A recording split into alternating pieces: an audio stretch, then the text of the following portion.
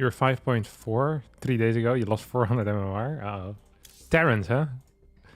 Or, see where you are.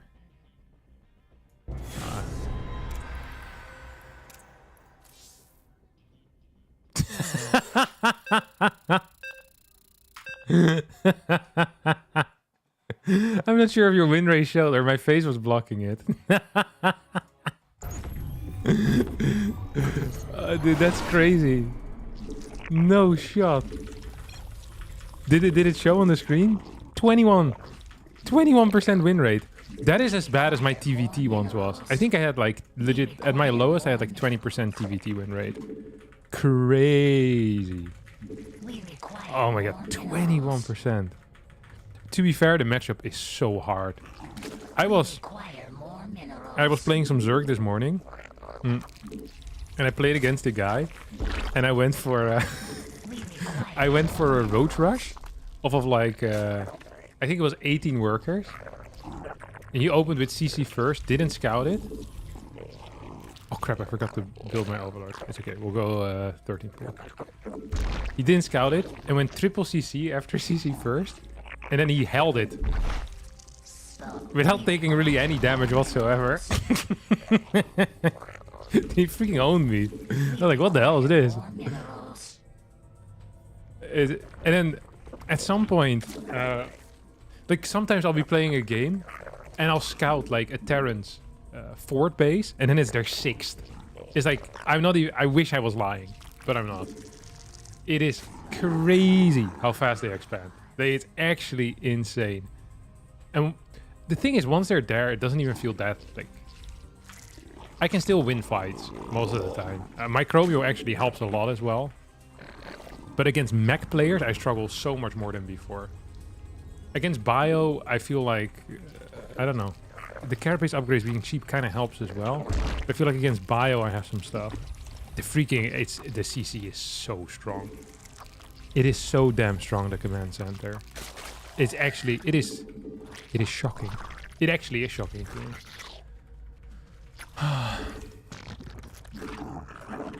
Also, I've been doing I started like a series yesterday of trying to get to 5.5k MMR with Terran. I already recorded a few episodes. Dude, Terran is so much fun to play right now. Like it legit feels like life on easy mode.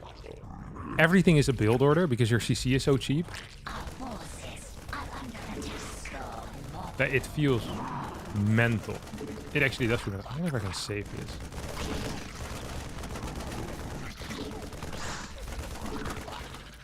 Oh.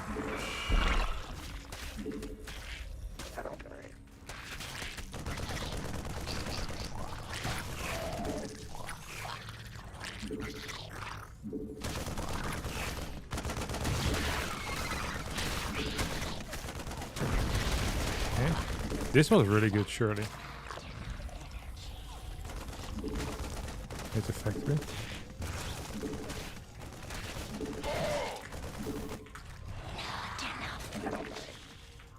What do we play from here, actually? I don't even know. At least we're gonna go to the high ground there. I don't know that much. Yeah, I don't know. Yeah, Terran is crazy right now. Like, specifically from the Zerg POV. I think what I'm feeling as a, like... In TVP, it's also significantly easier, actually. Like... I think triple CC builds were already made better due to how Warp Gate was working.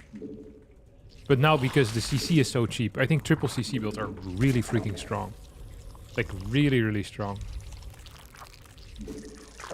Because TOS just can't... I don't think there's really a way to punish triple CC builds at the moment. But I could be wrong. Not enough energy.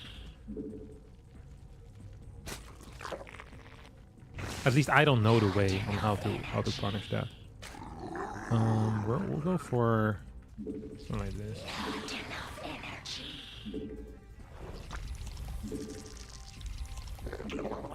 You get like a wall of some sort. Oh, here it comes. We require more. We require more minerals.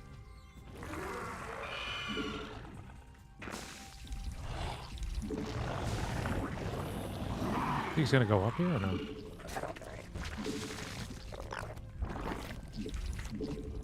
That seems to be the case, huh? Carapace 1.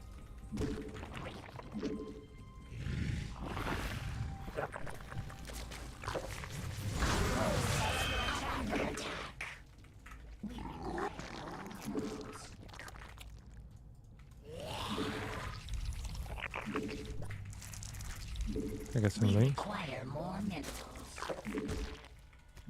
We have really crappy creeps, right, by the way. Like a really crappy creeps, right? Go for 1-1 upgrades. Continue mining pure mineral. The dream. We require more minerals. Oh, okay, he's getting more.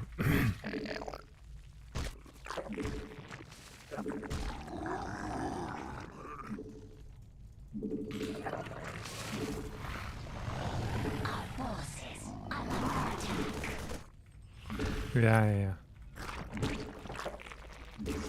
I swear I thought I already built one there. Kinda crazy.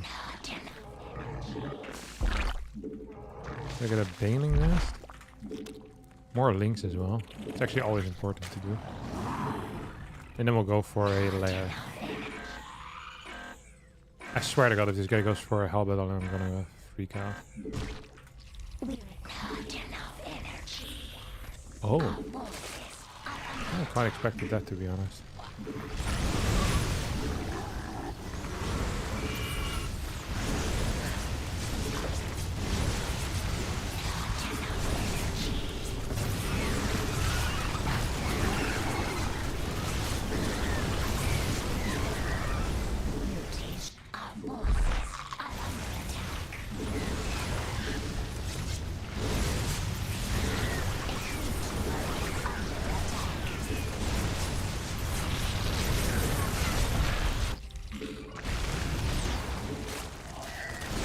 Dude, he's swinging on him, you know? And Halbert's coming out.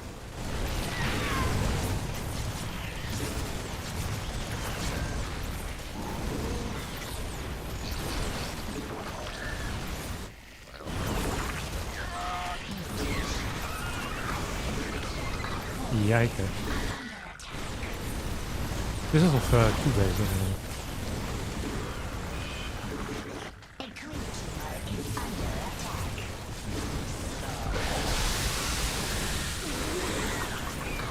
Yeah, okay, we're just... Oh, yeah, that's 3rd. But it was after the factory, surely. Yeah, okay. It's hard to scout. I mean, I should have had a Roadhorn already. Or more queens. I played this really greedy. I'll take full responsibility for this loss. I hate taking responsibility.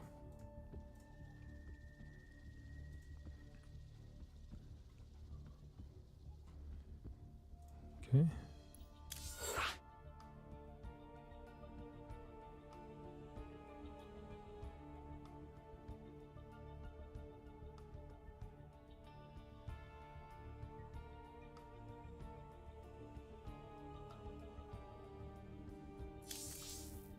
What is Cyril's MMR right now? Oh, he's not in GM? Do I have him as a friend? I don't. But he's playing against max packs. There we go. Jesus Christ. 6-7! That is really low.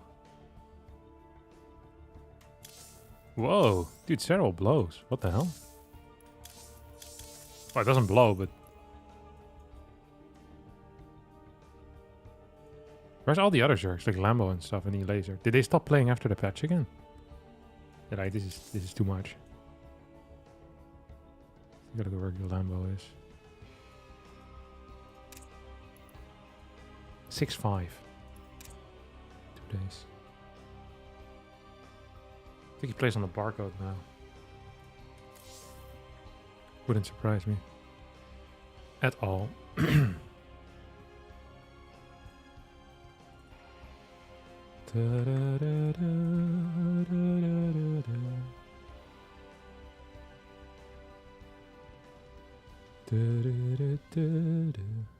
Hi, stream snipe Sarah?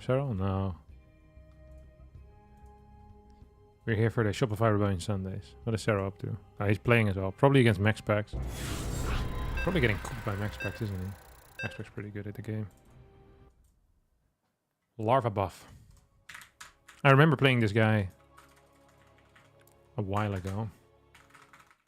I feel like I need to make a ZVP guide at some point. Because all the Prolduses there are struggling massively.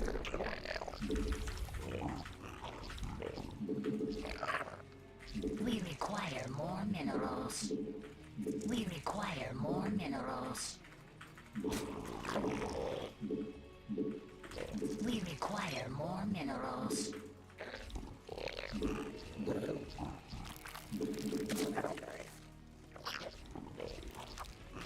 We require We're gonna go more 11 over minerals. here. Take it from there. We Take it from the top, require baby. more minerals. Oh, crap. Some more overlords.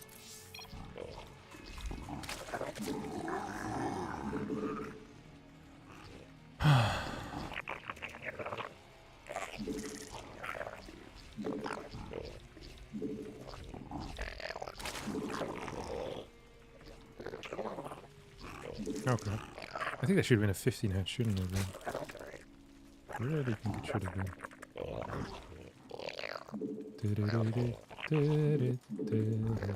We require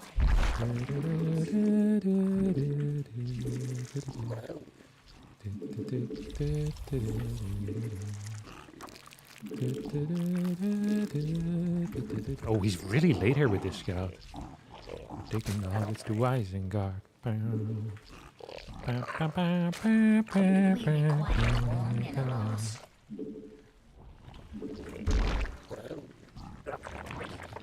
I saw the guy that composed it. They're taking the hobbits to Isengard. Passed away a couple of years ago. Our drones are under attack.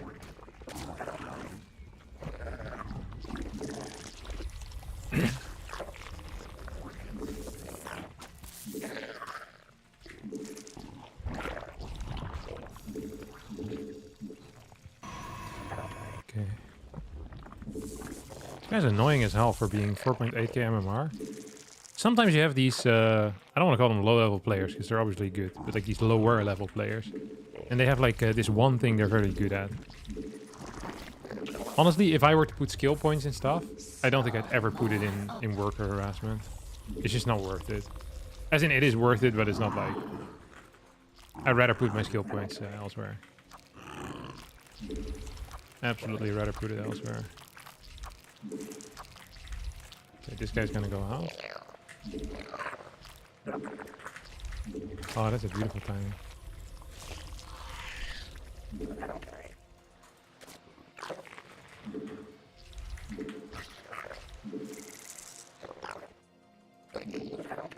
Is it better to go for like this? I don't even know.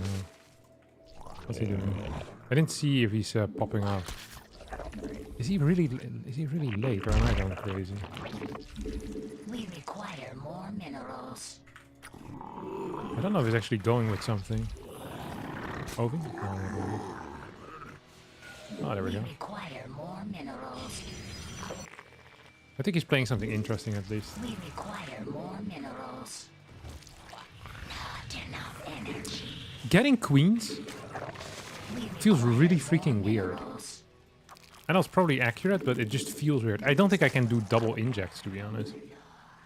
Like, you just don't have the money for it. I need to check build orders, like what is appropriate to play at the moment. This doesn't really feel appropriate. Okay.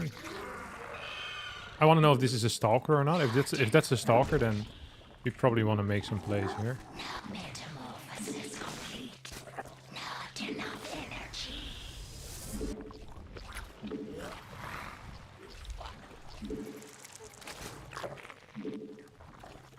This is about to finish up. We're gonna just add this. I wonder if it's good to get carapace early every now and again. I don't think it is. Still good to consider these things, though, you know? We require more vessels. What is he doing? The perk? Okay, that was the third one. We require more minerals. We require more minerals. And then you just send a bunch of workers over here. We require Always accurate. What are you? What's wrong with you?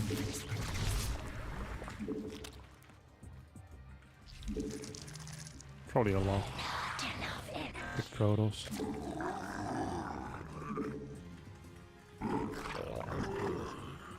Oh my god, look at those people. Oh, no, it should be like this. Okay, we're making some slight mistake here. Yeah, come on. Are you serious?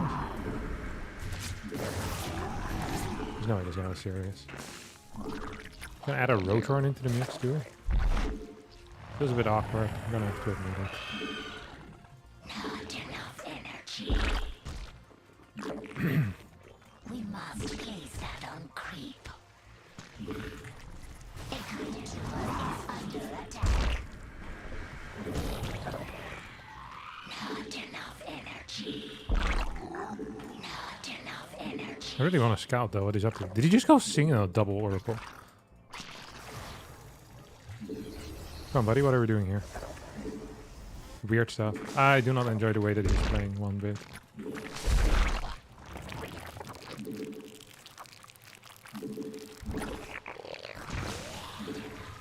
Oh, he's gonna go put things in.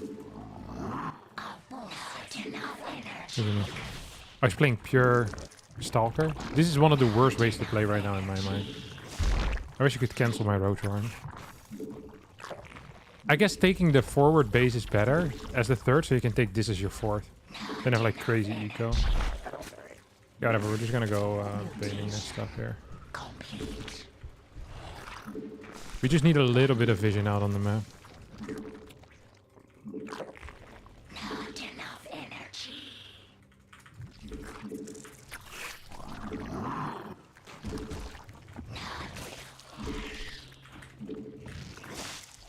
Not enough energy. Hi Captain, hi chat. Hey, what's up buddy? Yeah, let's quickly see what's up here.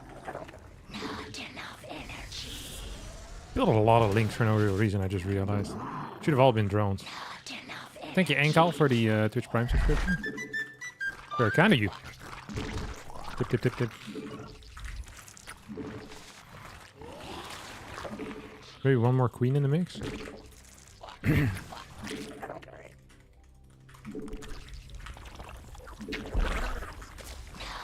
86 workers. This is a wild number that I have. He also just didn't move out. I think he might rush out a mothership or something. Which wouldn't be that crazy, I think. I think the way the eco works now, for whatever reason, double evo is much better for Zerg than it used to be. I can also take this as my fort. I didn't even think of that. There's no way he's actually going, right? We require more minerals. Bam, bam, bam, bam, bam, bam. For all the best StarCraft 2 content you produced over the years. Ah, thank you, buddy. You know what I did this morning? While I was editing some of my videos, and then I checked Reddit real fast, and I saw a post that was like 49 minutes of Harstem's best StarCraft 2 analogies, or roasting StarCraft players with analogies. It was something along these lines. So I put on the video and just listened to myself. Honestly, there's some stinkers in there, but there's also a lot of really good jokes. It's not surprising, you know, that people often consider me one of the greatest people to have ever walked this earth. Good lord. Some of these are really freaking funny. I actually couldn't believe it myself. And I've forgotten so many as well. At some point, the guy put in like 3 analogies in a row, which pretty much were the same thing though. I'm not sure if this was like a call out of me recycling my material, but I was like, you know, the creativity could still use some work. This guy is going for freaking, I don't even know what he's doing. Was this Colossus? I haven't scouted in like 2 years. Probably should have been doing that. Oh, it is Colossus. I don't actually know what the correct play is here. We require more Very hard. green gas. Unacceptable. We must place that on Oh, did we base trade or what? That's base trade. I like the thought of that. Because there's no shot I'm winning a real fight. And base rate sounds bad, but it's actually... I think it's a good play here for me.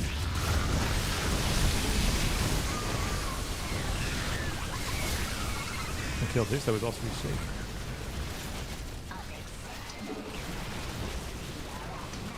There. And the real play is, of course, going to be continuing to base rate. Like, after the initial base rate ends, you just keep going.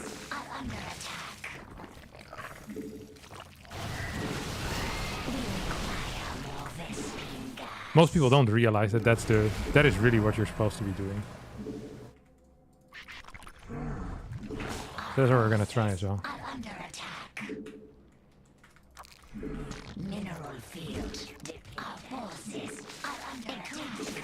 Hey, it looks dumb, but I think it's actually accurate. You get a bunch of spines here too.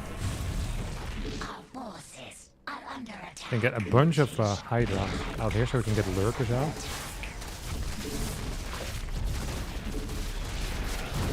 Is he moving back with anything? No, right? Look at that. Wow, slightly too strong.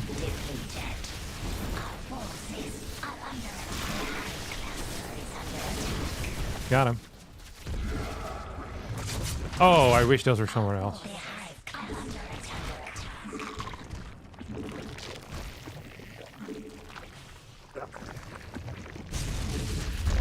And if we kill this base, isn't he just cooked?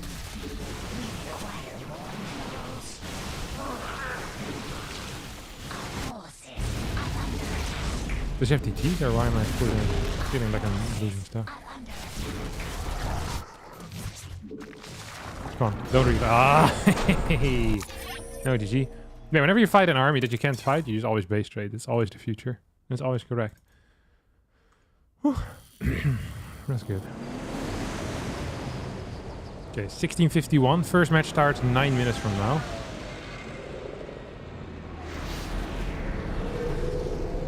It's gonna be Mixu versus Ladderlax.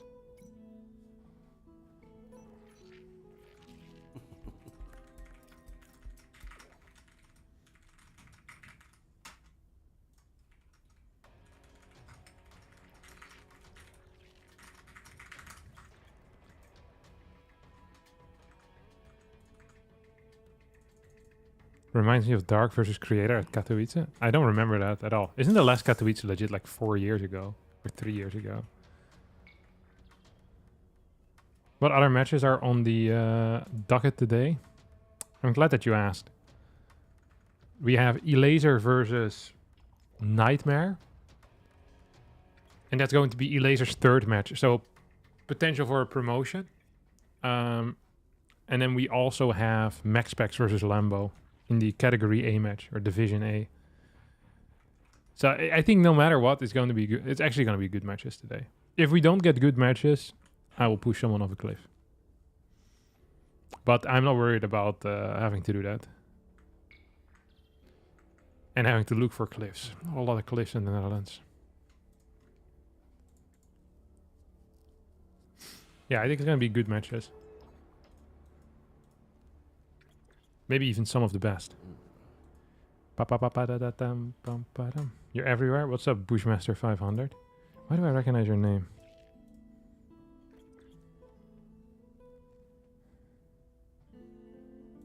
Bushmaster 500.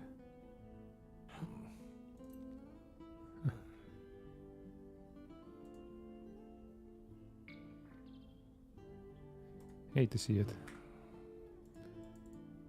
You're celebrating your 6-year mod anniversary. Congratulations, special.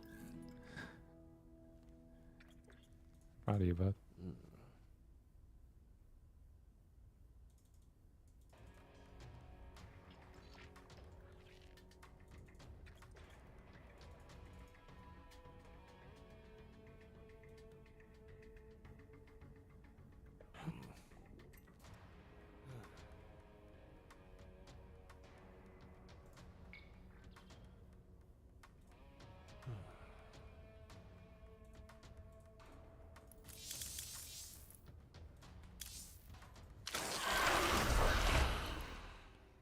Oh, you posted it in YouTube and Twitch chat everywhere at the same time? Well done. I'm proud of you, buddy.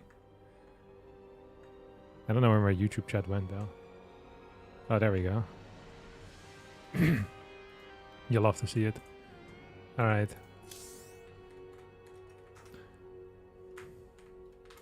It's been a rough night for me too.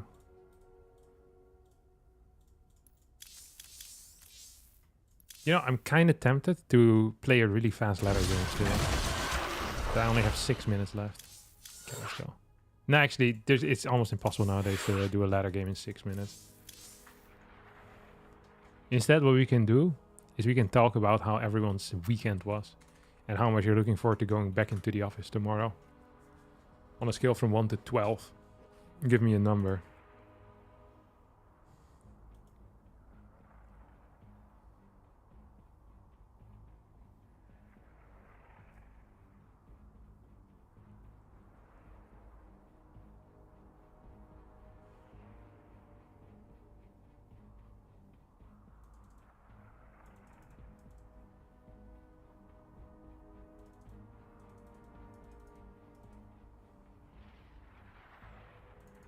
0.04. I'm unemployed. Yikes. Well, but then every day is the same, no? You just kind of hang out. I'm practically unemployed as well. Yeah, I guess I'm self-employed, but you know, you can do the same. You can just like hire yourself. And then start playing video games the entire day. 24/7 on call. The Air Force is watching you. 12, you work from home. Kindle Cloud Reader. You're a Terran Winer, right?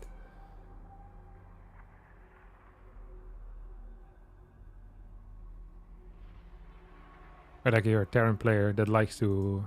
What are your thoughts right now on the patch? I think now is the time for Terrans. Depends on the day, but I'm honored you know me. I recognize your name. It's because it's a good name, the Kindle Cloud Reader. I don't like Kindles though. I think they're much inferior to Kobo. I told you guys that I have digital ownership of 3 Kobos, right? And physical ownership of a single Kobo right now. All the same one. I lost 2 in planes. The first one, I bought it before my honeymoon to Thailand. And then on the first plane away from Amsterdam, I lost it in like the little pocket. And then I bought it a second Kobo, and then my first flight I took, I lost it again in the little pocket. And both times, the second time was actually the worst. Because I knew it immediately, like I recognized it immediately. Like I knew where it was as well. So I had them call the gate. And they wouldn't pick up. They're like, don't worry, just put like a thing in, like what was it called, like a lost and found, and they're just gonna bring it there and you're gonna get it, like guaranteed. And she said you can also wait for 30 minutes, and then it was like there's no point, like nothing's gonna change. So then I went home and I went back like 3 times to the airport to the lost and found to see if they had it, and they never had it. So that's how I lost my second Kobo. Then I bought it again. So I like digital ownership of 3. This is actually one of the worst things that has happened to me in my life. Which means I've had a very pleasant life so far. But still, it felt bad, you know? It really did feel quite bad. I know, I think PvZ is probably most broken. I hate the warp gate change. PvZ is broken in favor of Zerg. What about TVZ? Did you see the... Wait, you want to see the win rate of Ladalax? Look at this. I think this is the lowest win rate I've ever seen in someone that doesn't leave. Like, I cannot recall seeing a lower win rate in any matchup ever.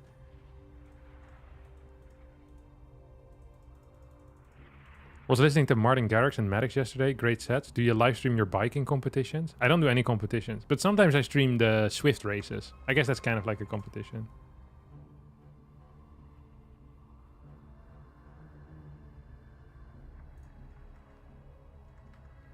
Can you guys see the percentage of my face? Okay, look at the percentage here. That Alex has 21% in ZVT with his off race. I think this is actually the lowest I've ever seen a matchup.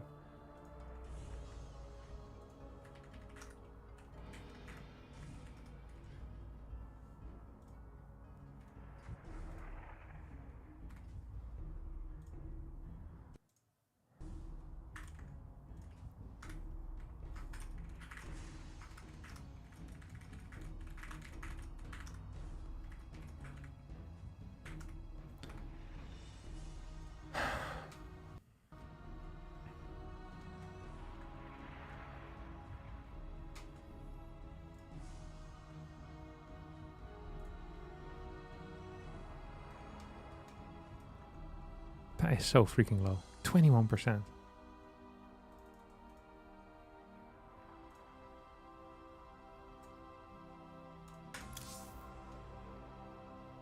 I think Zerg is smashing Protoss. Hero struggling. I think the problem with Hero is that he actually needs a little bit of time.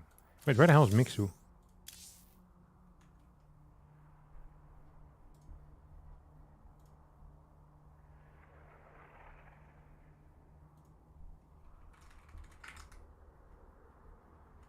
Freaking Finnish Zerg players. You can never trust these guys. Genuine question. Do you feel the matchups will get better, worse as the patch gets increasingly figured out? I'm only diamond, so no way to accurately gauge it.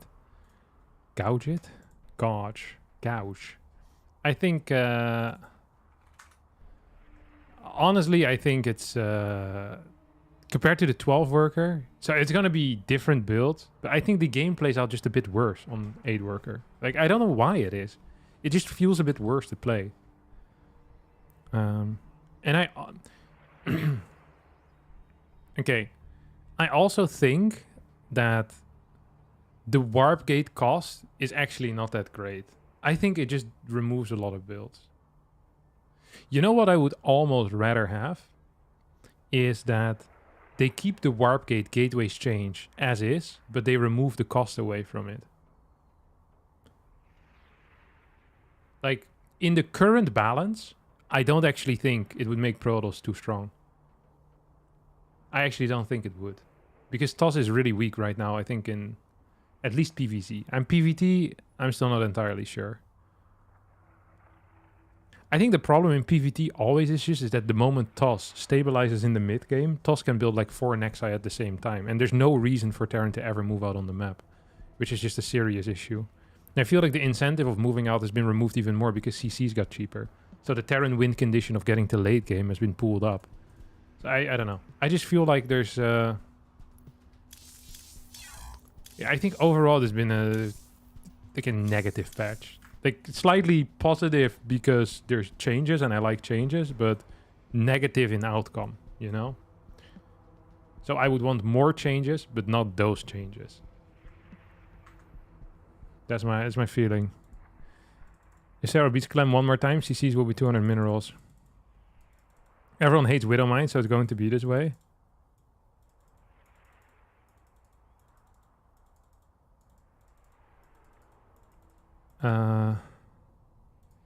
Yeah, I mean, I think one of the biggest changes that was made in StarCraft was removing the armory Widowmine invisibility. Because that seemed to really give Terran a little bit of power out on the map. Wow, freaking Ladderlex is hosting maps and stuff.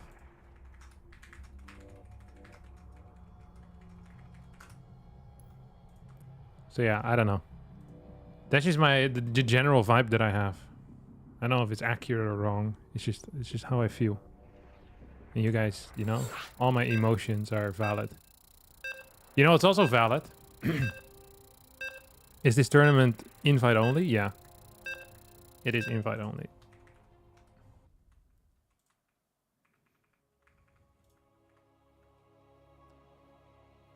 You know, it's also valid.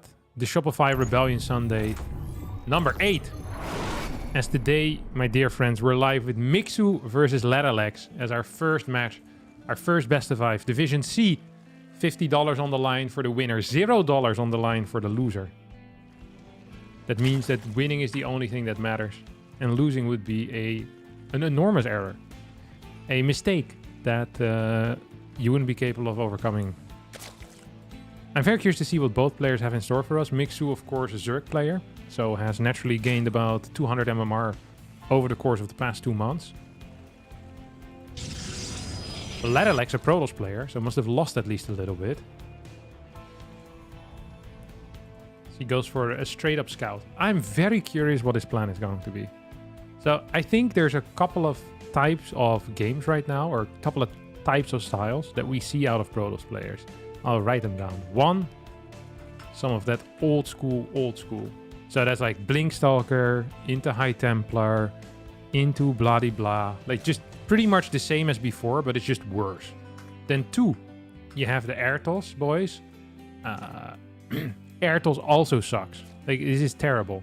Airtles was bad before the patch. I think it's even worse after the patch. Because it doesn't even use the one thing that Protoss did get, which is a slightly better gateway production cycle. So it just seems just genuinely god-awful. Like, I have not a single good word about it. I think it gets really, really bad in my mind. Like, terrible bad.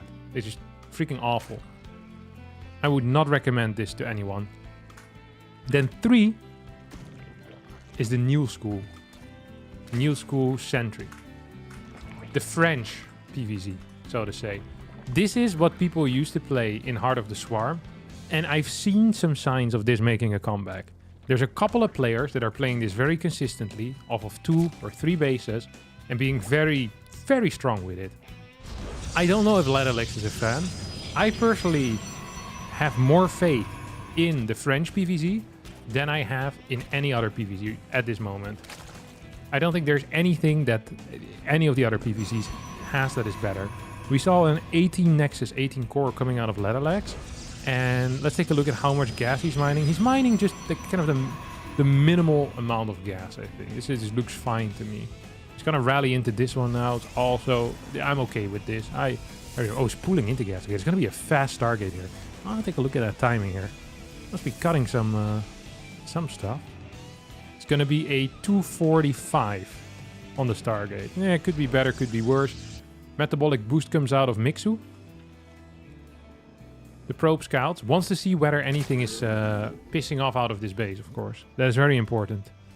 Maybe one of the most important things in its life. Extractor.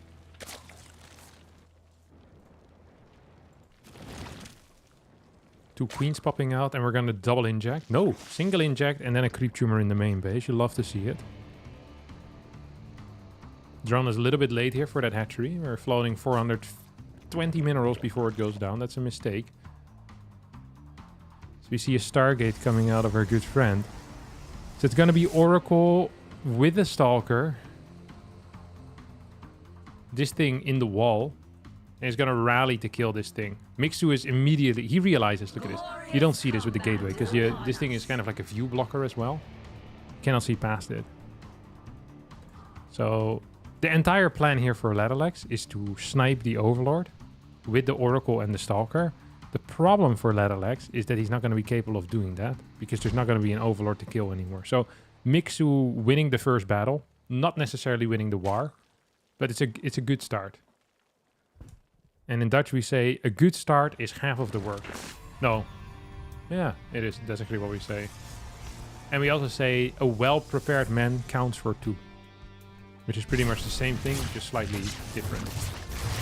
There goes some drones. That's an Oracle that's dead. Very poorly played here by Ladderlex, as he kills 3 drones. Loses an Oracle. It's a trade I would never want to make. And I'm really curious what the follow-up plan is going to be. Double gases. It's triple Oracle. Well, which would now turn into double Oracle. Oh yeah, he's going to go for one more. Look at that. So a third Oracle, and now he's gonna try to snipe an Overlord that isn't there anymore. Okay. Good attempt. Nice try. Roach Warren comes out. Wait, he cancelled it. Oh, it was supply block. That's even worse. I think this is actually gonna go. Sentry.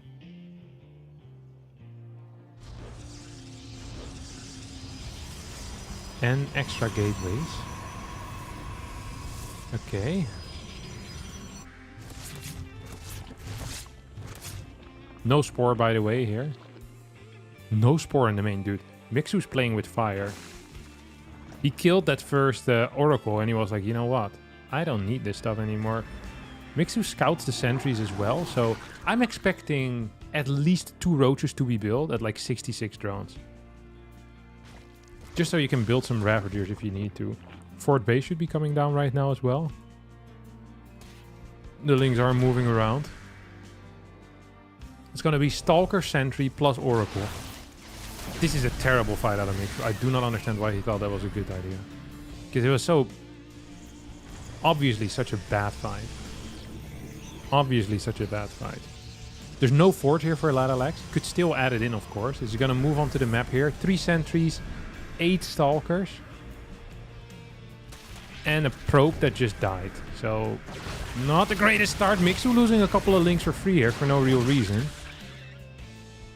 Well, I mean, there's a reason. This is because he didn't respond quick enough. It's not a good reason, though. Ladderlex is moving to cancel a fort base that doesn't exist. So, it's going to be sad for him. I mean, behind this just looks extremely bad.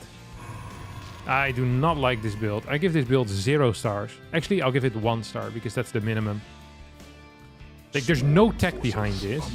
This push doesn't hit very hard either. Mixu's just gonna crush this here on 61 drones. Ladderlex floating 800 minerals, probably because his pylon was a little bit late. Now working in 4 more stalkers. Mixu trying to fight down a ramp. Does need to be careful that he doesn't overstep, but honestly, I think it's going to be close to impossible for him to overstep. We're going to get a bile here, which doesn't connect. And that is, well, not looking that great anymore here for Ladderlex. 14 more roaches coming out. Roach speed is done. +1 is done. Fleet beacon on the way behind this, as well as a new oracle. 3 oracles have already gone down. Worker count is actually surprisingly close. That is something I will say. Still, however, no Forge, no Robo, no Twilight Council. So, a whole lot of nothing. And Mixu's got a whole lot of summoning. He's got a lot of units here. He's going to try to make its way across the map as well. Void Ray starts. Double batteries coming in. Here comes the Oracle. Could target down both of these Ravagers for a start. I think you want to just continue fighting. It's like 6 Stalkers. 7 Stalkers against 20 Roaches. I'm not a mathematician, but I think that's a good fight there for the Roach. First Void Ray's been delayed. Mothership hasn't started yet either. Money just not quite available. Getting a Spire. Could be for Muta, could also be for Corruptor. I don't like either, I think. Oh, you have a bit of a battle here. My bad. Tunneling Claws coming in about 15 seconds. Burrow coming in 2 seconds. That is exciting.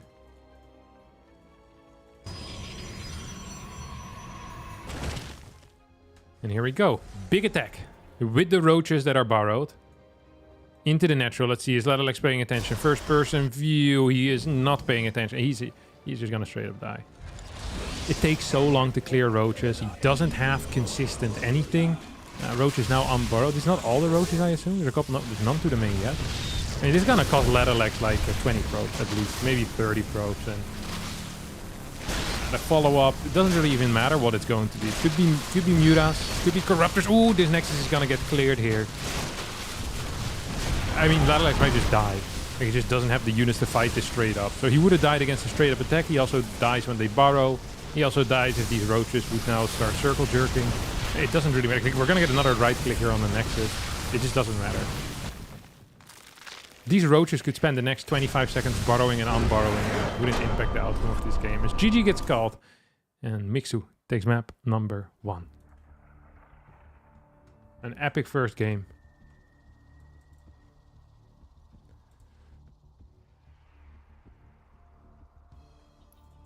Brilliant. Great.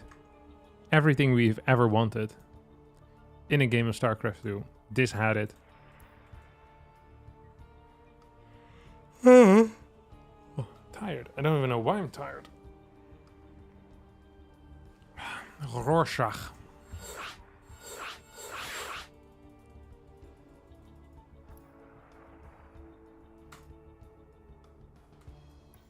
But the Dutch also say, je weet nooit hoe een koe een haas vangt. That is something that the Dutch say.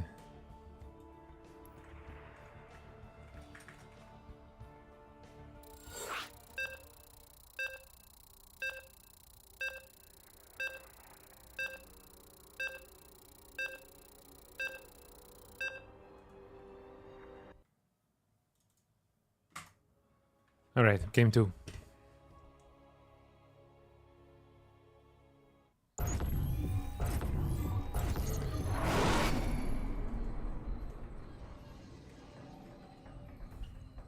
Let's go.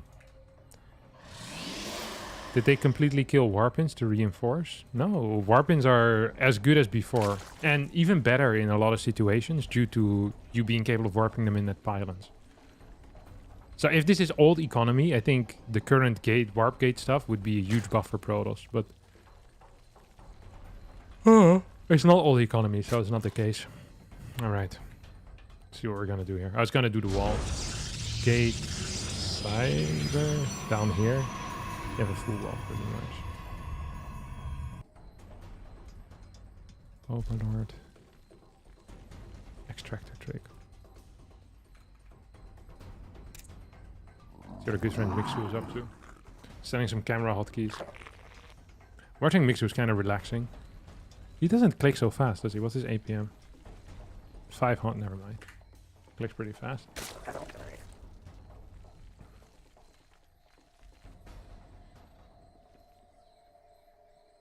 Oh, blocked. Who could have seen it coming? Not me.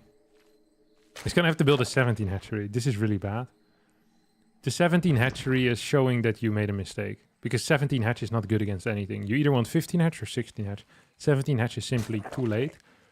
And it just sucks. So, you never want it.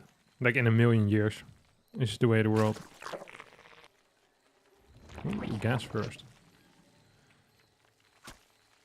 It's also floating money. Look at this. He's just not building the pool. I don't know what the hell Mixu is doing. Holy crap, this was bad. This is one of the worst early games I've seen in my life. He was floating 100 minerals when he threw down that pool. I guess Zergs are not used to being this far ahead in money every single game. Just start floating it randomly. And this is genuinely god-awful for his early game. I'm not sure if it's going to be super impactful, but gonna need to keep an eye on it. Chrono's here.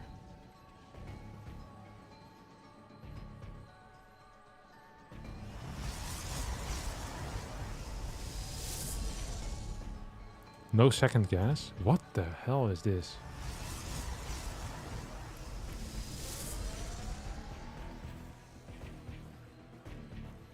Fake warp gate? Wait, was this a... Okay, it's gonna be a single gas build. Is he actually building the Zealot or is it gonna be a Stalker? I think it's gonna be a Stalker. Or an Adept. Stalker, okay.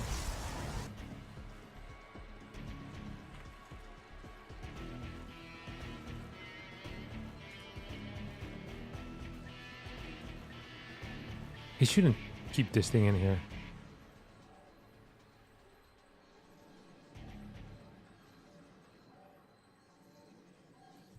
Oh, this is really cool. So it's going to be a proxy nexus here on the 12 o'clock. I mean, this should never work in a million years, obviously. We know that. Oh, it's gonna... What? Oh, what the hell? Why would this even be here?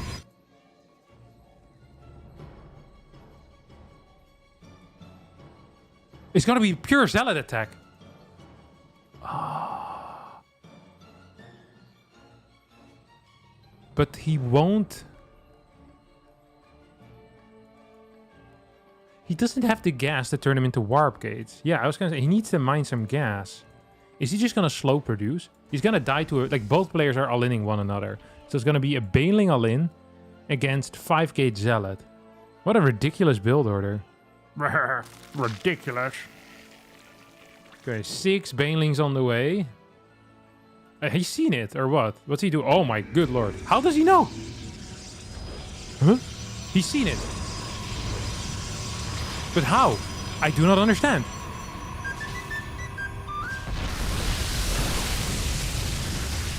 Warp gate finished up. Zealot should be warped in at home.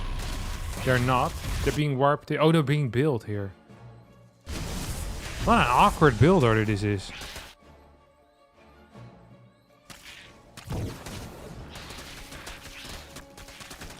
How did he know that he was being all in though? That's kind of weird, no?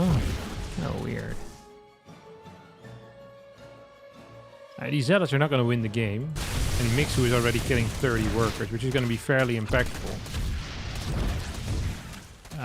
This to me feels like it's most likely going to be a game over type of vibe.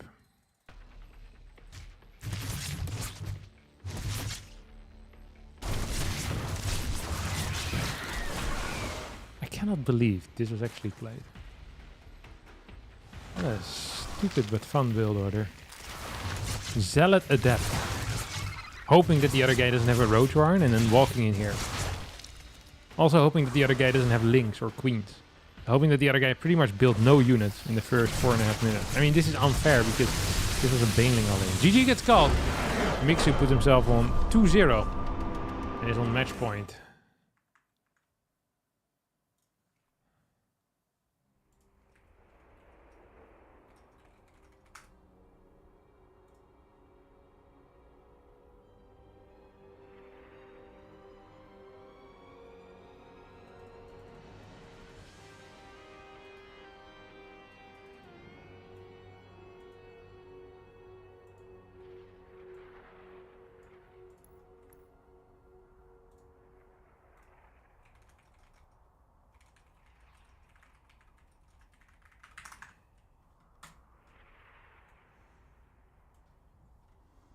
Is Mixu the greatest Finnish player of all time?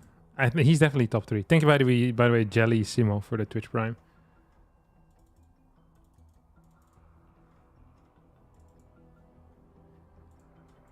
It's I think Zhuge Wow, Nama is also there in Elfie. There's actually been a lot of good Finnish players. And what's the other guy called? Welmu.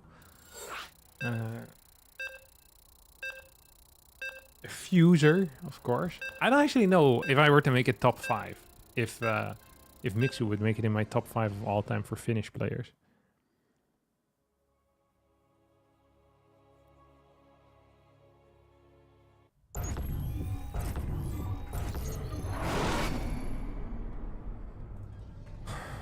Like Sero is 1. Then I think Elfie is probably 2. Then Nama is probably 3. No, wait. I think Welmu is 2, actually. So, Serral, Welmu, Protosser is also there. It's probably the 5th. I'm not sure if Zhuge even makes it in. But in my heart, Zhuge is the GOAT. Finland has had some strong players over the years. Elfie brings back memories, yeah. Yeah, he does. Zhuge did beat Suda at one time. Yeah, dude. Zhuge also at an assembly, an Asus Rock assembly, he beat. I want to say that he almost beat Serral. I think he went 1-2 against Serral. He beat some good player there, 2-1, and then almost advanced. I just cannot remember for the love of me. I remember watching that and thinking to myself, that's so sick. I love that. And Zhuge beat Su in Nation Wars as well. That's also true. Yeah, what's up, Kukut? How you doing, buddy? How are you doing?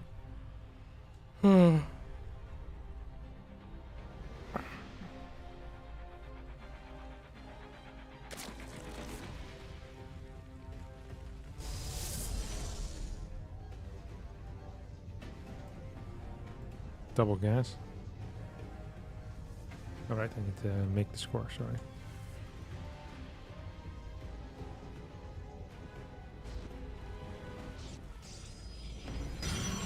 I'm gonna check out what game it was.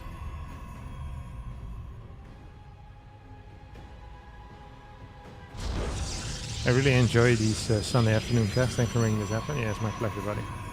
That's what Sundays are for. I often get emails asking me, hey Harstem, big fan of the channel, but you never really discuss what you do on your Sundays. I tell them Sunday is the perfect time for e-commerce. Of course, using Shopify and watching the Shopify Rebellion Sundays. Hey, those are the two things. I usually dual screen it as well. Like my e-commerce store is running on my left screen. Shopify Rebellion Sundays on my main screen. Camera on the right, which I kind of use as an expensive mirror. It's not a bad idea.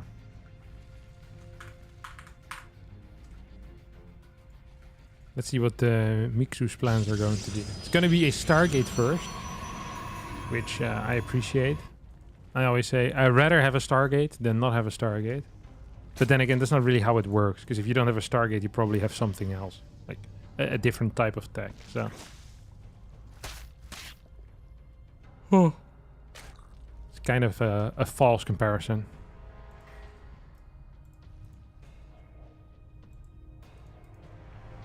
Okay, it's gonna be Adept into Stalker. Let's see if this time Leatherlegs is gonna be capable of catching this Ovi.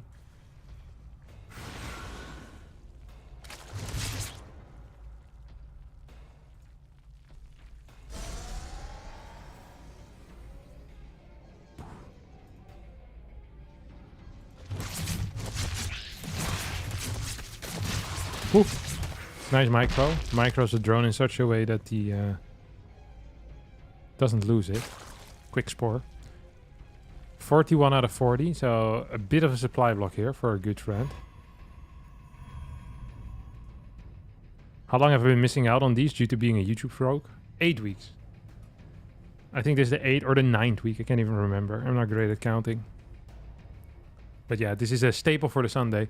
I do have to say that I won't be here to cast for you guys next Sunday. And probably not even the Sunday after. And probably not even the Sunday after. So it's gonna be rough weeks for the Shopify Rebellion Sunday fans.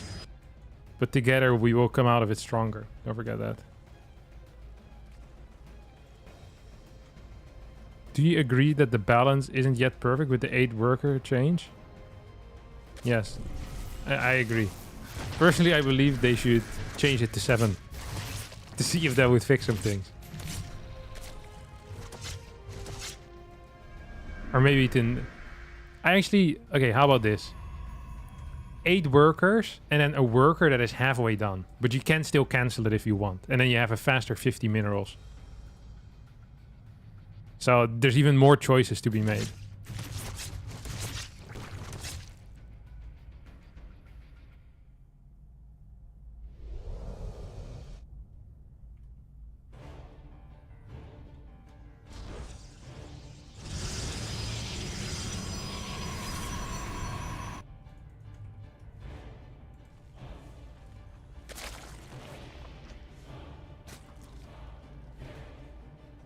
We can do anywhere between 0 and 100% done. Imagine the customizability. That's really going to impact the meta in a positive way in my mind. Like every decision will be impactful.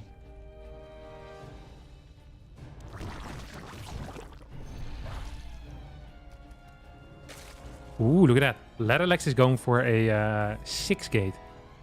6-gate Stalker.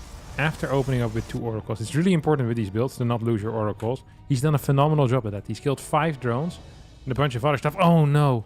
Wait, what is it? Oh, yeah. Oh, he's gonna try and go for a drop.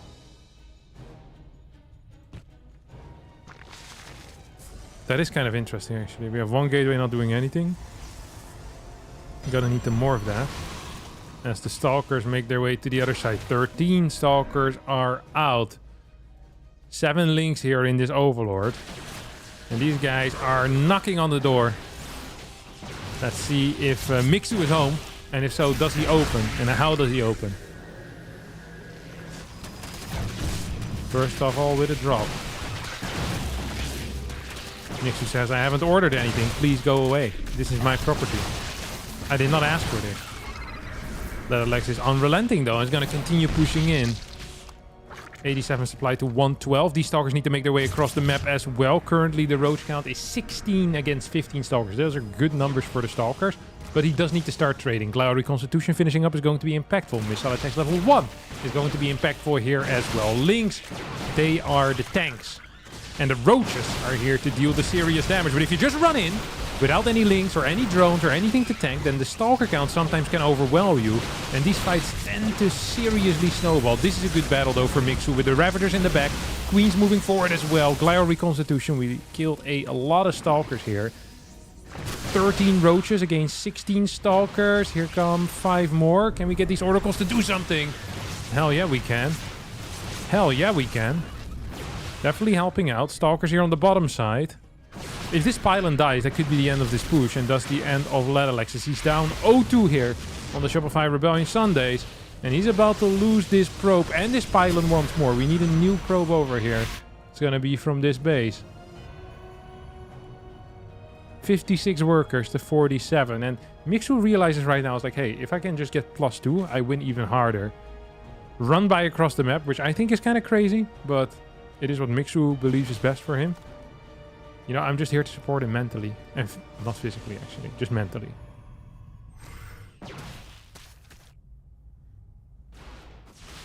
Stalker count is 27. Roach count 27 as well. So this is still close. Mixu needs to be careful that he doesn't get too aggressive.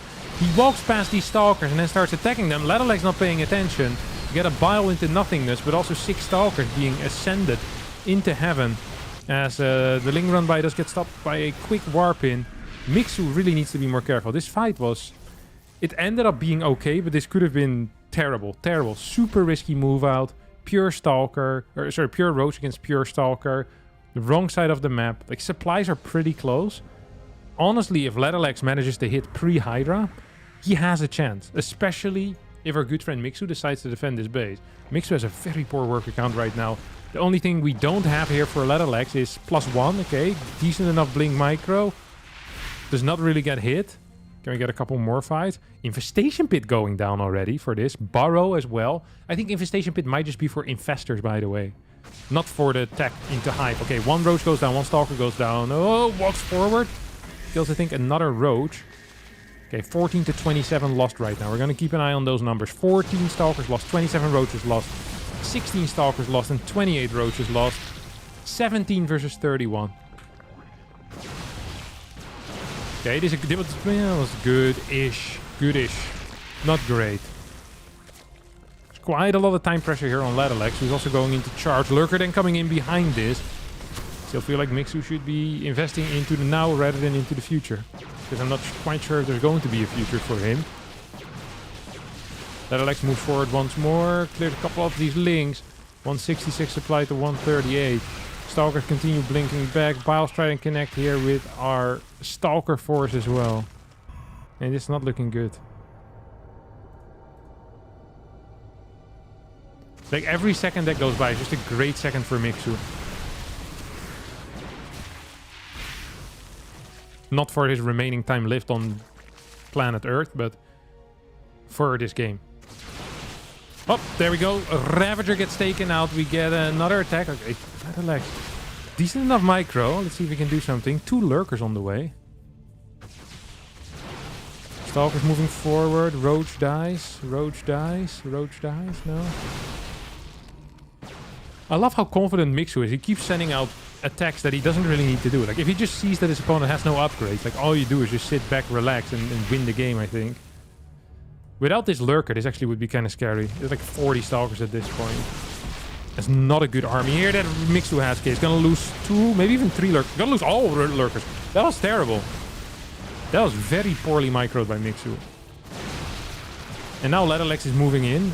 Problem is +2 has finished up, so that means that these Hydras are going to be quite strong. At the same time, though, Stalker count's still good as well. We have a Roach attack on the other side of the map. Good Burrow micro over there. Oh, I think this Roach attack might be too much. This is going to force the hand of Alex. And that should probably be it. We're going to get a big recall, but with the recall schmeecall is what they always say. Seems to me like Alex is just dying. He's getting stormed, but no upgrades. Doesn't have detection here. No, he does. He has a Oracle.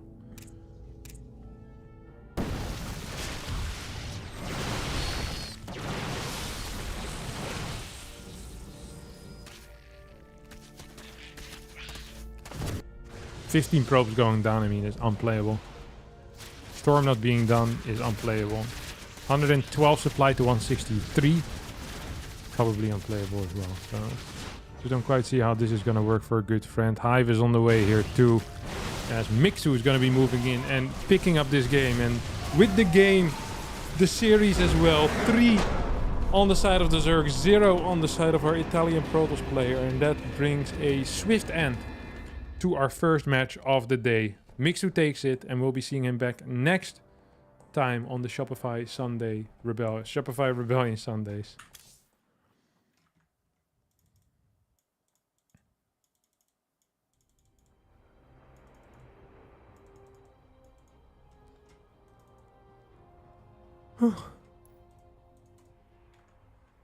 Okay.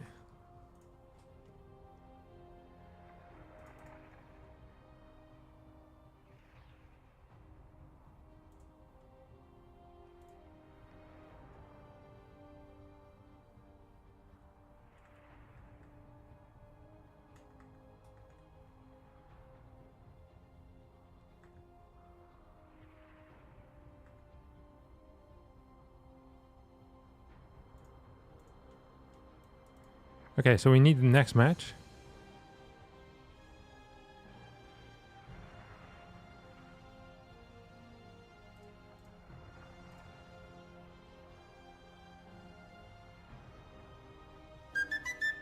Hey, what's up? Jake made cake.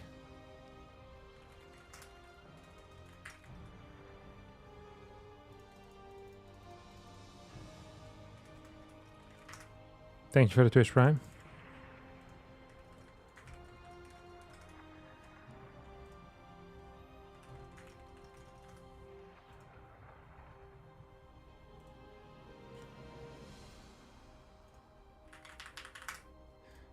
Alright. I'm gonna grab a glass of water. It's important to hydrate for me. And then we're gonna go to our next match. Division B. It's going to be Laser versus Nightmare.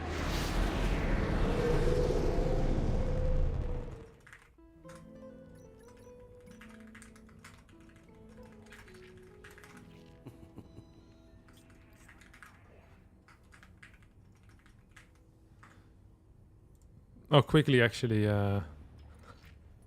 quickly flip a coin.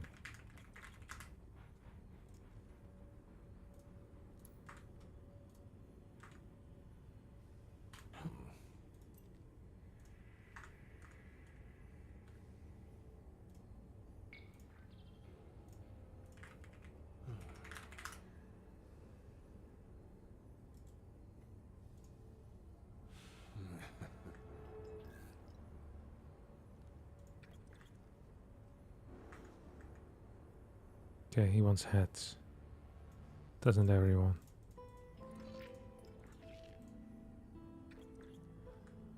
All right.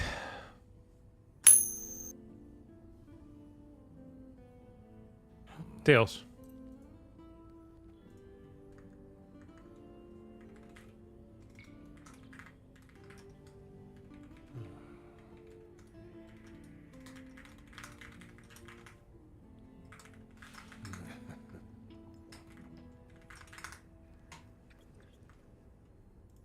Can you make it stay in the air for longer? I think I probably could, no? Settings, sound. No, I actually can't. I can add multiple ones, though. I wonder if they all make a sound. No. It's just a single sound. 3 hats, 4 tails.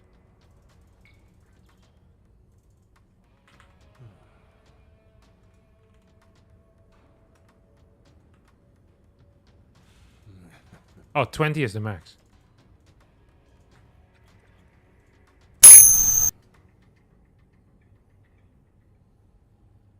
Headstand, tail stand. That's crazy. What are the chances of that? Whoa. Another time. 9/11. Oh, all right. That's not okay, guys. What the hell? Okay, we stop this. This website is not approved by the US government.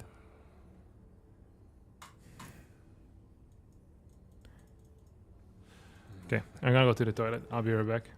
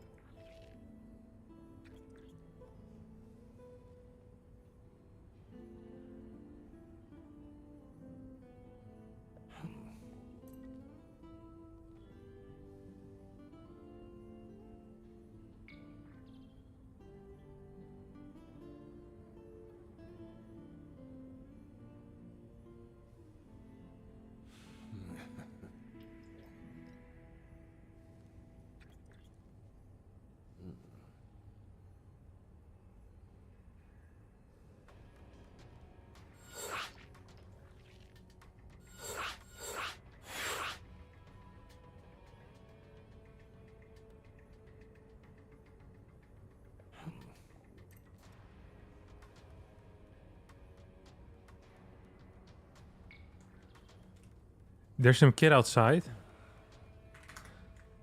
that has a like a whistle or a harmonica, and the sound goes through my windows, and I can hear it. And he's not playing any songs; he's just making noise with it. I think one of the greatest disservices you can do to a kid is giving them an instrument without giving them the guidance on how to use it. Like, you've got to, as a parent, you got to teach them something. Like, if you're giving your kid a harmonica, I think you have the... There's a moral pejorative. Pejorative? You're morally obliged to also teach them how to use it. Otherwise, you shouldn't be allowed to give it to them. It's freaking crazy. Either way, today we have Nightmare versus Elaser, which is going to be an epic match. Maybe one of the most epic matches. I don't know what the hell Nightmare has been up to. I sometimes see him, sometimes I don't. At some point he retired, then he came back. Pejorative means slur. That is not what I meant then. Because I did not mean the moral slur.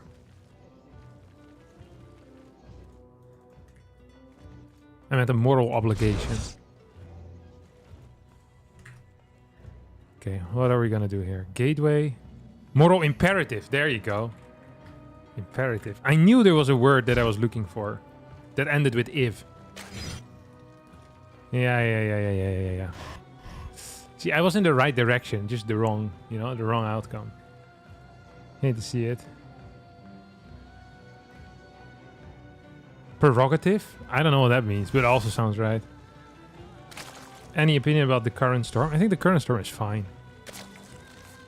You know what's interesting is that I think this patch gets a lot of things really wrong, but I also think it gets some things extremely right. One of the greatest changes that no one has talked about, because there's so much other weird stuff going on, is the fact that they gave Vespine geysers only 2,000 gas instead of 20 to 50. This is legitimately one of the most impactful things in late game PvZ. Like, this is huge. Nerfing the Storm for PvZ has also been huge. Like, I still think Storm is really strong, but it is considerably less strong than before, which I think is just good for the game, because Storm was pretty much the counter to everything. I even think that the Colossus buff against non-light units is good too.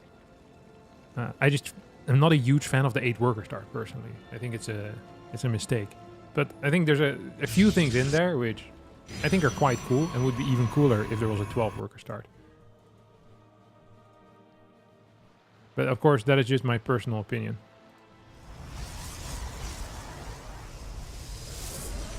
And opinions are just like eyebrows. Most people have them. Unless you have burned them off. I bet there's also like some ways in which you cannot grow eyebrow hair. Do bald people still get eyebrows? I think so, right? Do you think we'll get a new hotfix of the patch? I think we might get a hotfix of the hotfix of the patch. Or maybe a new patch with an instant double hotfix.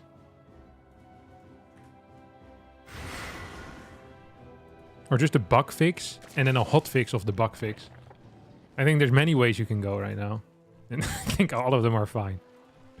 What I'm personally most excited for is this current game. Nightmare vs. Elaser. This is the third week in the Shopify Rebellion Sunday that Elaser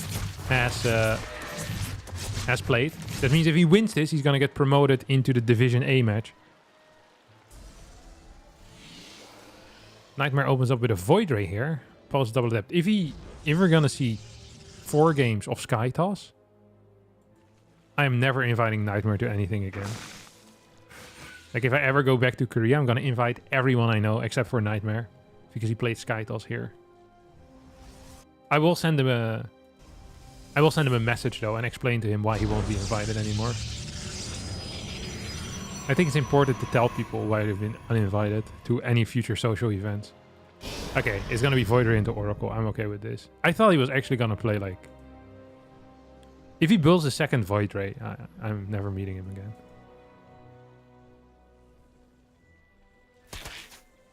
Throw some pejoratives at his head as well.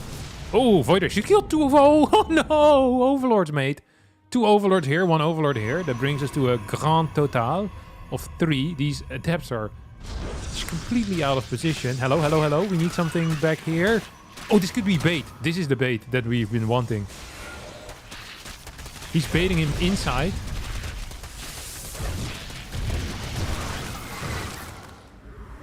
Okay, not the greatest bait.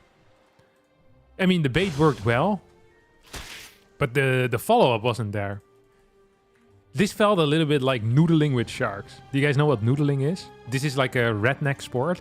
It's where you go fishing with your arm. So you make a fist and you put it underneath the water, and then like these large, I think they're called catfishes, they bite your arm thinking that it's something that they can eat. And then you pull up your arm and there's a catfish there. And then you fry the catfish. Because fried catfish is the only way to make it not taste disgusting. So that's like I think that's a redneck hobby. What we just saw Nightmare do here was noodling, but instead of doing it with catfish, it was with sharks. Or with lions. Or like some other powerful feline animal. He put his arm in there. Nightmare was so ready for his arm. And then Elaser took a big fat bite and now has a bunch of fingers in his mouth, which is extremely uncomfortable. Thank you, Seral, for the raid. Cool. 2,341 people. Man. That's almost as many as the amount of Instagram followers that I have. So, still a little more popular than Seral, but if you keep streaming, maybe one day you'll get there, buddy. Shout out to you. But yeah, that's basically what it was. Noodling with... Because everyone has seen the clip of Bear Grylls doing the thing with the catfish, you know? He puts his arm in there. And I was talking about this with, I think it was Foxer. And he told me that this is like pretty much like a national sport in the South. He said, yeah, this is really common. He said people do it all the time around his house. Like college kids, they would go noodling, you know? A little bit of noodling in the weekend. Bomb, catch a catfish. Inedible fish. Oh, it is air toss, but it's mass oracle, which is actually kind of cool. I actually really do enjoy that. Oh, he's gonna hit after the hydras are already out. Now, this is an interesting thing. This is extremely interesting. Why is this interesting? It's because the Hydra, in a way, is the counter to the Oracle. Because the Hydra shoots up. The goal with the Oracles is to kill stuff that doesn't shoot up. Oh, he's going to have to use it defensively here. This is really awkward. Oh, no. That is so awkward. Like pooping yourself at prom. Ay. You're not going to get a date next year. Unbelievable. This is a good run by as well. I think this is actually intelligent. +1 melee is out, and this is... Oh my god. He built 10 oracles to defend against a Ling Flood, and then still loses workers. This has been one of the worst games that I've seen today. And now Elaser is going to go for a Ling Hydra all-in. Floating 800 minerals, so fairly mediocre execution. Oh my god, and we're going into Void Rays here. I think these are safety Void Rays, though. I don't know what he wants to be safe against, but these are safety Void Rays. He didn't want to play air toss. The intention definitely was to play ground toss, but he got caught out. Caught out and about. Ay. Noodling near a playground. That is not allowed, Nightmare. You're now on the list. Probes need to be pulled away. Oracle's out of position for the 3rd time this game. Very unfortunate. As they come in. And that is going to be it for game number 1. A valiant effort here out of Nightmare. But GG is going to get called as Elaser, the Polish monster, wins game number 1 in this best of 5.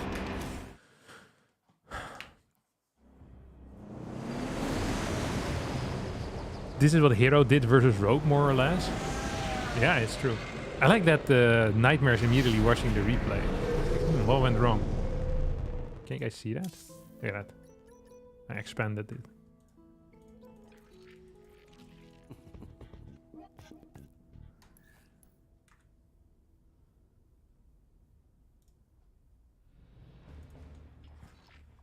Okay, Old Sun Temple. Invalid map. You're an invalid map. There we go.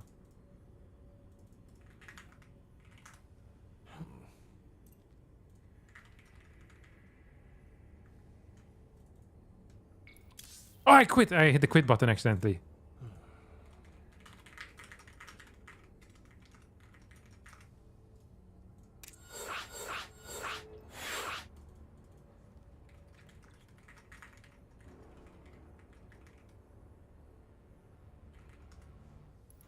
Okay. I mean, I would revert Storm just to 90 damage, 1.5 radius variant. Yeah, also allowed. There's many things you can do. What I'm most excited for, though...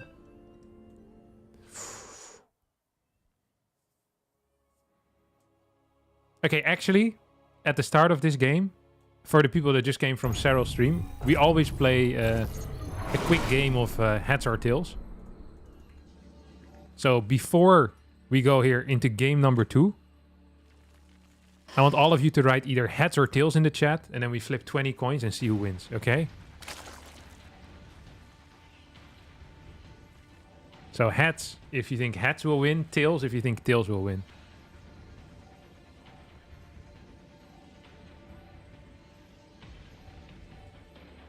Okay. Here we go.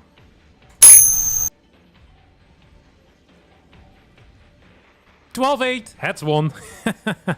Okay, permaban everyone that said tails. Take them out. Idiots. They thought they could come in here and spam the wrong answer? No misinformation in my chat. This might be allowed in Cyril's chat. You know, the Finnish champion is kind. But not over here.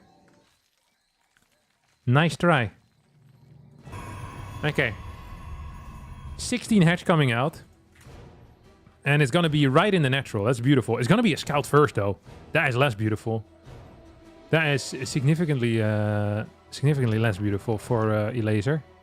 This was a post-gate scout, which means that if we would have had a cross-position 10 pool, Nightmare would have lost. If it was a top left position 10 pool, Nightmare also would have lost. Because the Nexus has to go down before the scout arrives. I personally believe that Gate Scout is the single worst thing you can do on this map, because it gives you a 33% chance of finding your opponent first, but not being capable of blocking. And if they open with 10 pool, a 66% chance of straight up dying. If you open with a Pylon Scout, you have a 33% chance of blocking your opponent's hatchery, which is nice, which is your goal, and a 66% chance of beating 10 pool. So I think opening up with a Gate Scout is probably the absolute worst thing you can do. Like, it is the worst outcomes possible. Consistently. So I think there's two viable options. Number one is you open up with a no scout, or you do a Pylon Scout. And people that double scout, I actually think should be thrown off cliffs. I think we should actually have dedicated cliffs for people that double scout. You know, we just put with like the police tape around it, kind of preemptively. And we just do it on like the second Thursday of the month or something like that. I personally believe this to be a good idea. Okay, Nexus comes out. Like, honestly, double scouting is so ridiculously bad for your economy. There's really no point. And you're just adding like 33% win chance against 10 pool. Not even winning, by the way. Surviving. Because you're double scouting, your eco sucks so much that even the defense is going to be hard. What if you're double scouting for a cannon rush? We're gonna have like a special portion of the cliff just for those people, Print, eh? Don't worry about that. Yeah. Oh, you mean if you're the one doing the cannon rushing? No, that's allowed. If you're doing cannon rushing, then it's okay. I'm fine with that.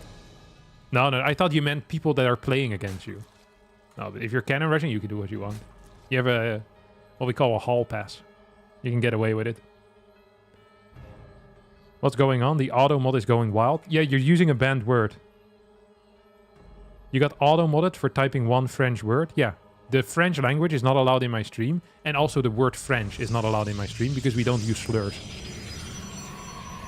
It's been really common for people in my stream chat to, you know, they get in very heated balance debates. And people want to call each other the worst words that they can. So it ended up being like both Terran and Zerg players calling each other French, which I think is just pushing it a little bit too far. So I banned the word because it was just happening too commonly. 2 kills. This is really nice micro. What the hell? Oh no, he's gonna lose it. This was really nice micro until he started losing the Oracle. Is this safe? It is safe. Close.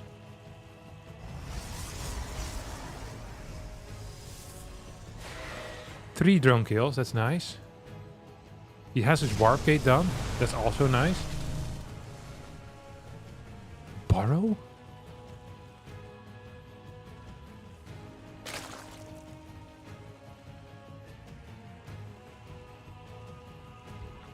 Let me do some surprise spaces.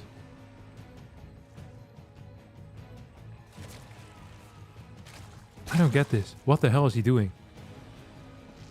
Well, we're going to have to send a wellness check to Miko's house after this. Because he has lost the plot. Why the hell is he getting Burrow? You know what's the worst thing? Is that there's a chance that this build works, and then Elazer's gonna think that his Burrow attack is actually good. If he wins, it will be despite the Burrow, not because of the Burrow. Oh, here comes the double Oracle. Here goes the double Oracle. Back home. Oh, beautiful surround. Oh, so neat. Void Ray on the way home to heaven. 2 queens up here. Glaives being built behind this, as well as 4 gateways. You have a couple of roaches, 46 workers to 40. Void Ray is gonna go home. Look at this. These minerals are being mined out. Wait, do we have recharge available? We have recharge available. Uh-oh. Okay, shade this away and block. Shade away and block. He forgot to use the block. We need to block. We need to block this. He did not block. We're gonna get a nice bit of Burrow micro here coming out of Elaser. As the pylon probably needs to be... Oh my god. Beautiful Burrow micro out of Elaser, who just walks across the map. And yeah, just gonna straight up win game number 2. Over here on Old Sun Temple. Oh. That Burrow definitely added something to this push. The conservation of these roaches has been nothing short but phenomenal. Gonna get a surround onto these adepts. Another Burrow, beautiful play here. Elaser showing us what's possible if you just put your mind to it. GG gets called as Nightmare is down 0-2 against the Polish Wunderchild.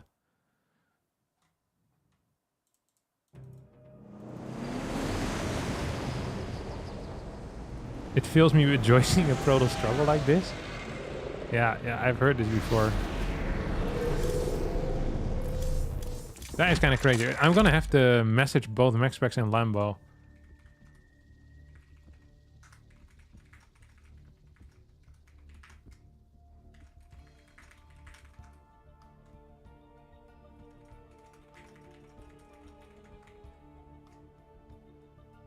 Okay, I'll message Lambo. MaxPax is here.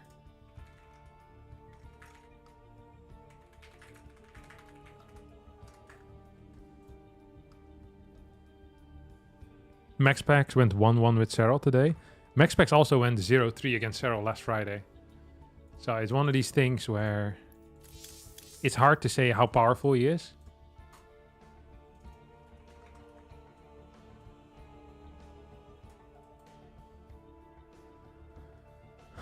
But I hope he's I hope he's gonna show us some real fire. Also, Lambo is extremely strong in this patch. Why did you have to remind the chat of it? Well, in case they didn't know. I'm here to provide information, MaxPax, not to preserve your feelings. Let's take a look how MaxPax has been doing on Illegal as of late.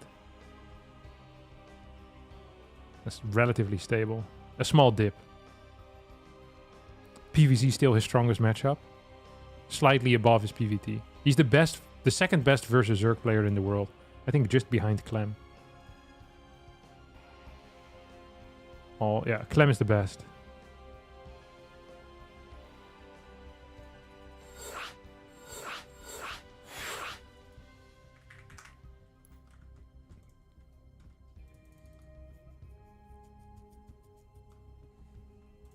All right, here we go.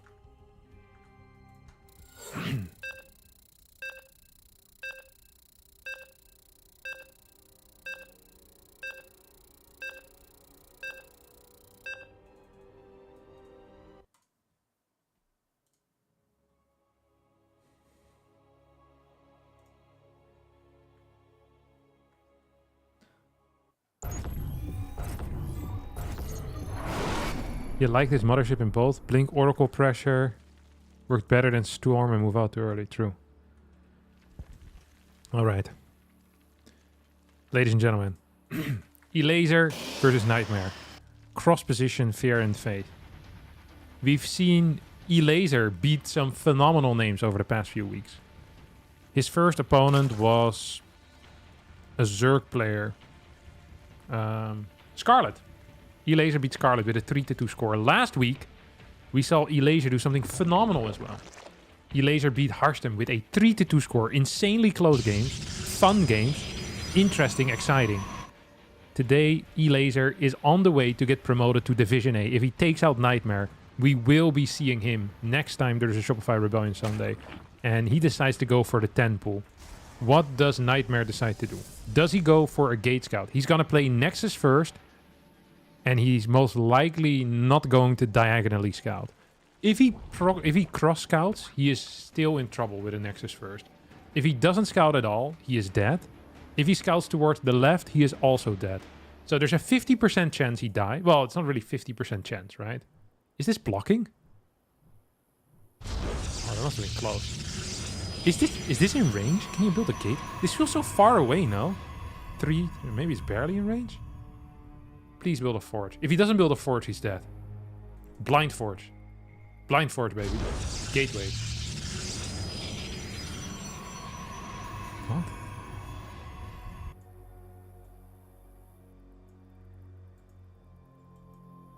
Oh wait, Fear and Fate is the 4-player map. Old Sun only had 3 spawn positions. I forgot about that.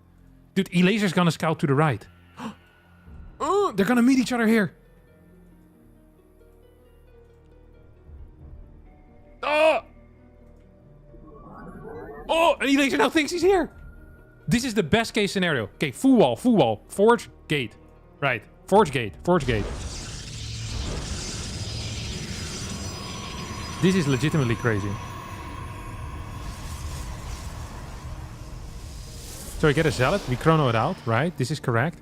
Second pylon, probably. You're gonna have to rebuild a core here. Core over here, and another core over here. No, it needs to be core. It needs to be core. It needed to be 2 core. You need to cancel this. Cancel it. Oh, he's gonna put the Zealot in here. That's also fine, actually. Oh. I think it's over now, if I'm not mistaken.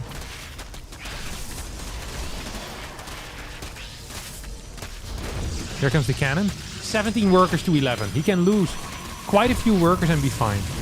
Second Zealot on the way out.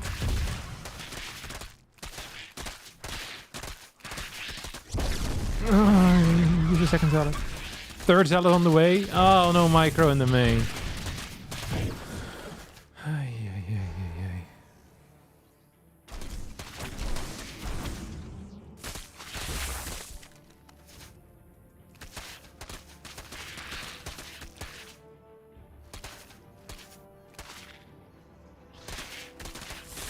What a terrible series this was.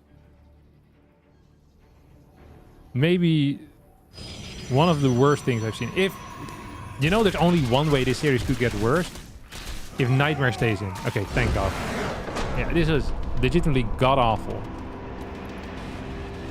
The good thing here is that it can only get better. The bad thing is that this was really bad. This is... How long did this entire series last? Good lord. 7, 9, and 3. 17-minute series. A little bit more. Almost 18 minutes.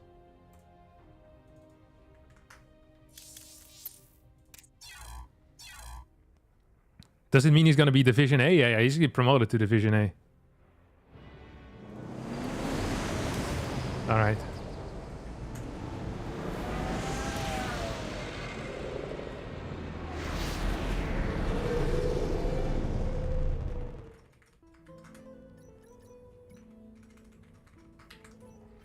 Alright. This is not good. We can maybe do some coin flips while we wait. For them to do the vetoes. There's a couple of coin flips with the lads.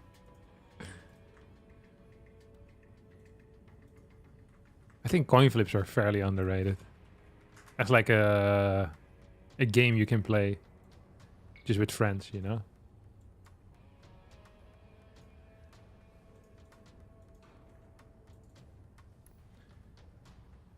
Bring back Drawy. I wonder if I wonder if I have it installed on this PC. Yeah, I don't. We could play Drawy in the breaks.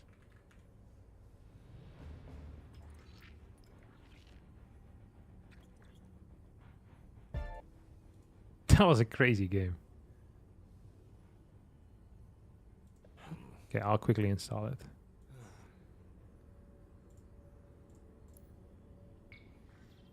How many series are you hosting? 3. 3 series. So the first one is already over. The second one is already over too.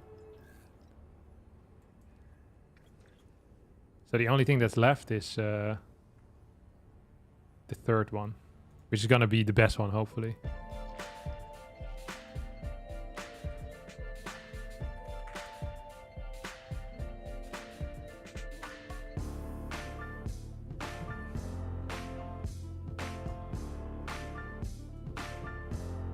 Okay, let's see if I can put this game in English.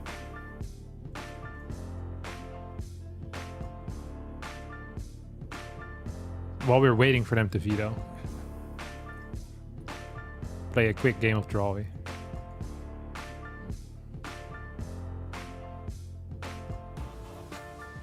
That's the wrong one. Huh?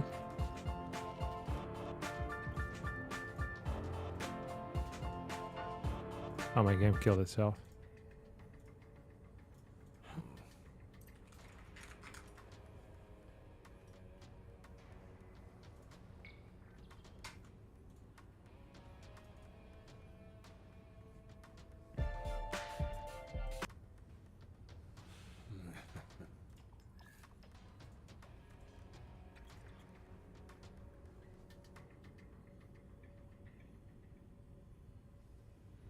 It's killing itself again. Maybe the game hasn't been patched in a while. Oh, we already have our game. Too bad. We'll play Drawy maybe at the end of today's stream. If I can get it to work. It has to be one of my favorite of all times. It's such a good game.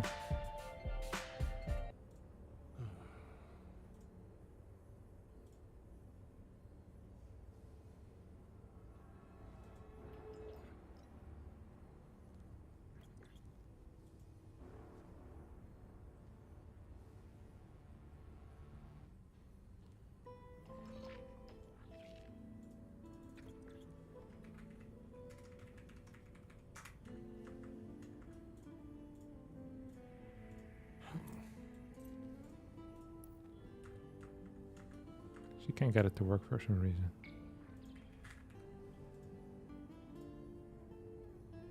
Apparently I played it for 35 hours, which is quite a long time for a game, which is basically just drawing.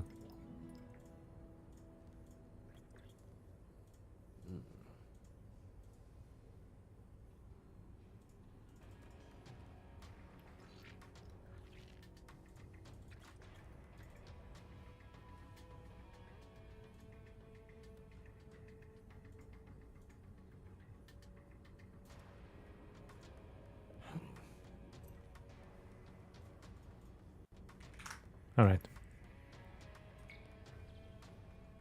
We're ready. Okay, final game or final series is going to be Max Specs versus our good friend Lambo. Lambo originally wanted to be put in the Division B match because he believed he could farm Division B a bit first before he would get promoted into Division A.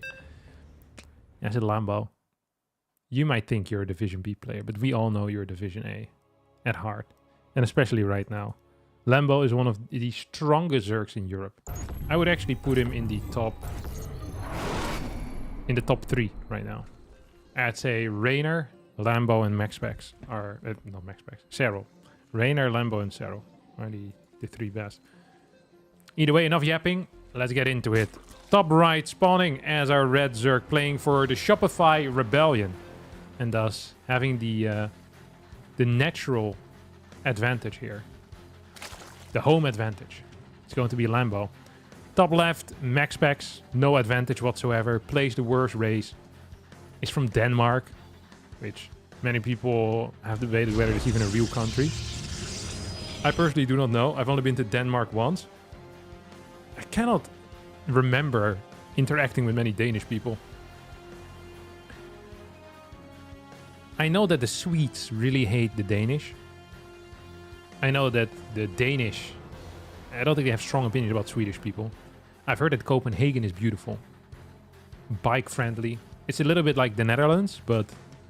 Oh! We're gonna get a block. Beautiful block here. Oi, oi, oi. Max Packs. You blocking beast. Would you look at that? He gambled and he gambled right. A perfect player. I would not want to be playing heads or tails versus Max Packs. Because he has that game down to a T.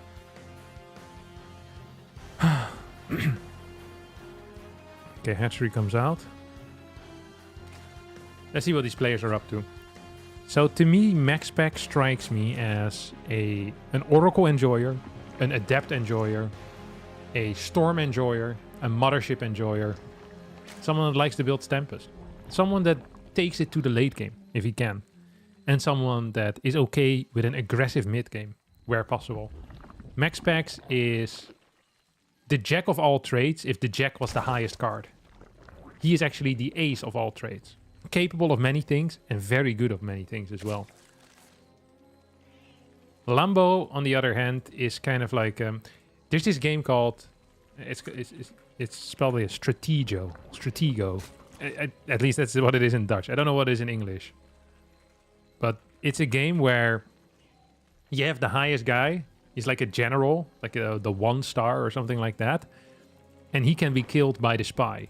The spy is the lowest, but the general is the highest. And Lambo is like a spy, you know?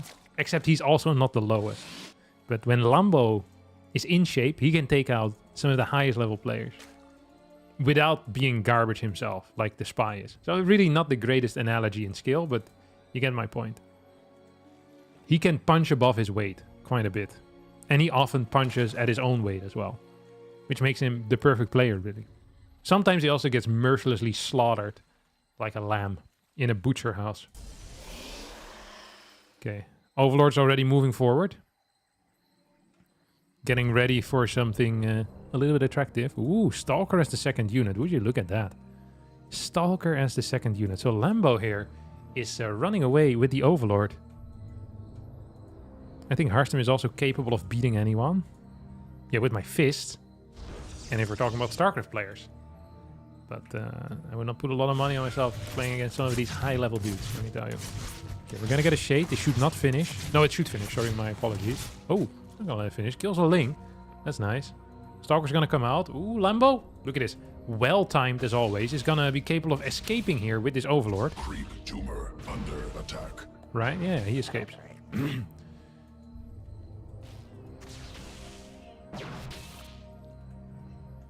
An absolute escape artist.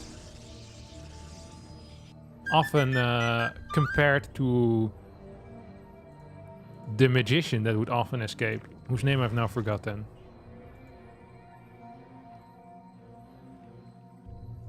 Dua Lipa has a song named after him. Houdini. There you go. Yeah. Yeah, Lamdini.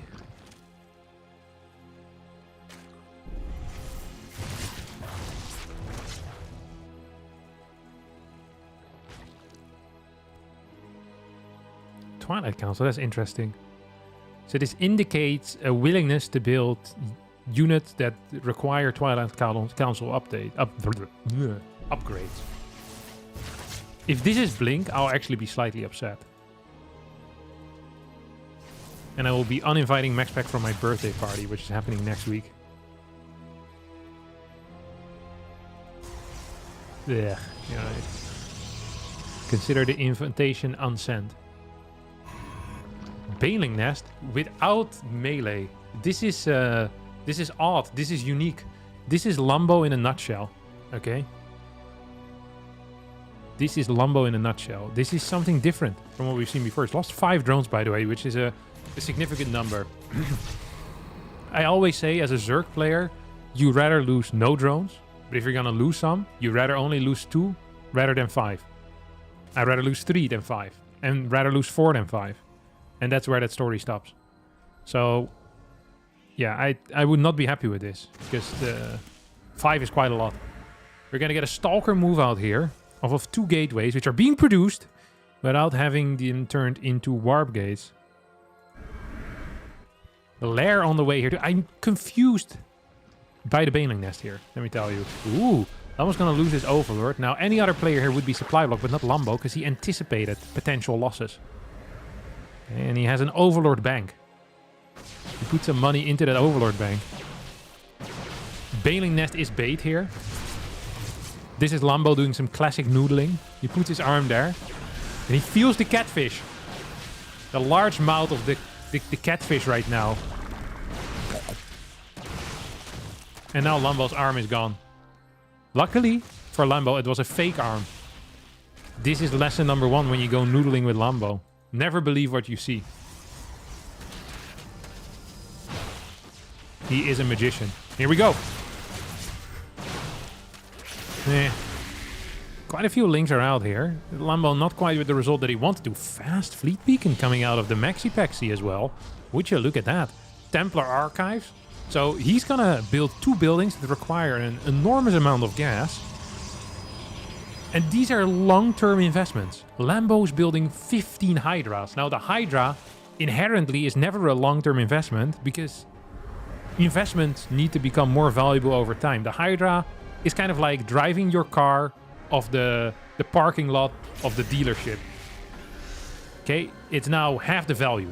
Like the moment it comes out of the egg. The moment it leaves your creep, half value immediately. Boom. Look at the army value, take half of that. It's pretty close. He's still ahead with half the army value. Is it going to be good enough though? That is a great question. Big Stalker warp in and a recall. This is a lot of Stalkers. They're getting the muscular augments, also known as the Hydra speed. The Lynx perhaps a bit over-eager rushing in here. Prematurely biting into these Stalkers. They do look tasty. Can't blame the guys.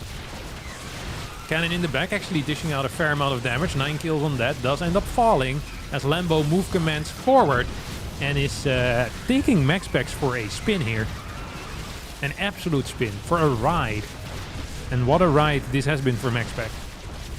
He thought he was getting on a roller coaster. And he is. Except this is a roller coaster like the ones that I would build in Roller Coaster Tycoon. Which often would have missing pieces. In which the customers would get flung out of the cart. Perhaps into a body of water. Or just crashing and burning. Here we go. Mothership's not going to get targeted down. Instead, we're seeing target fire onto this Archon. Zealots warped in. This is a lot of Hydras, which is bad because Hydras are not very good. Lambo is running out of steam. And Max Pack seemingly surviving the fall out of the cart. And using his superior swimming skills here to get to shore. And sue the park that would create such a monstrosity. Oof. Lambo here on the ropes. On the ropes.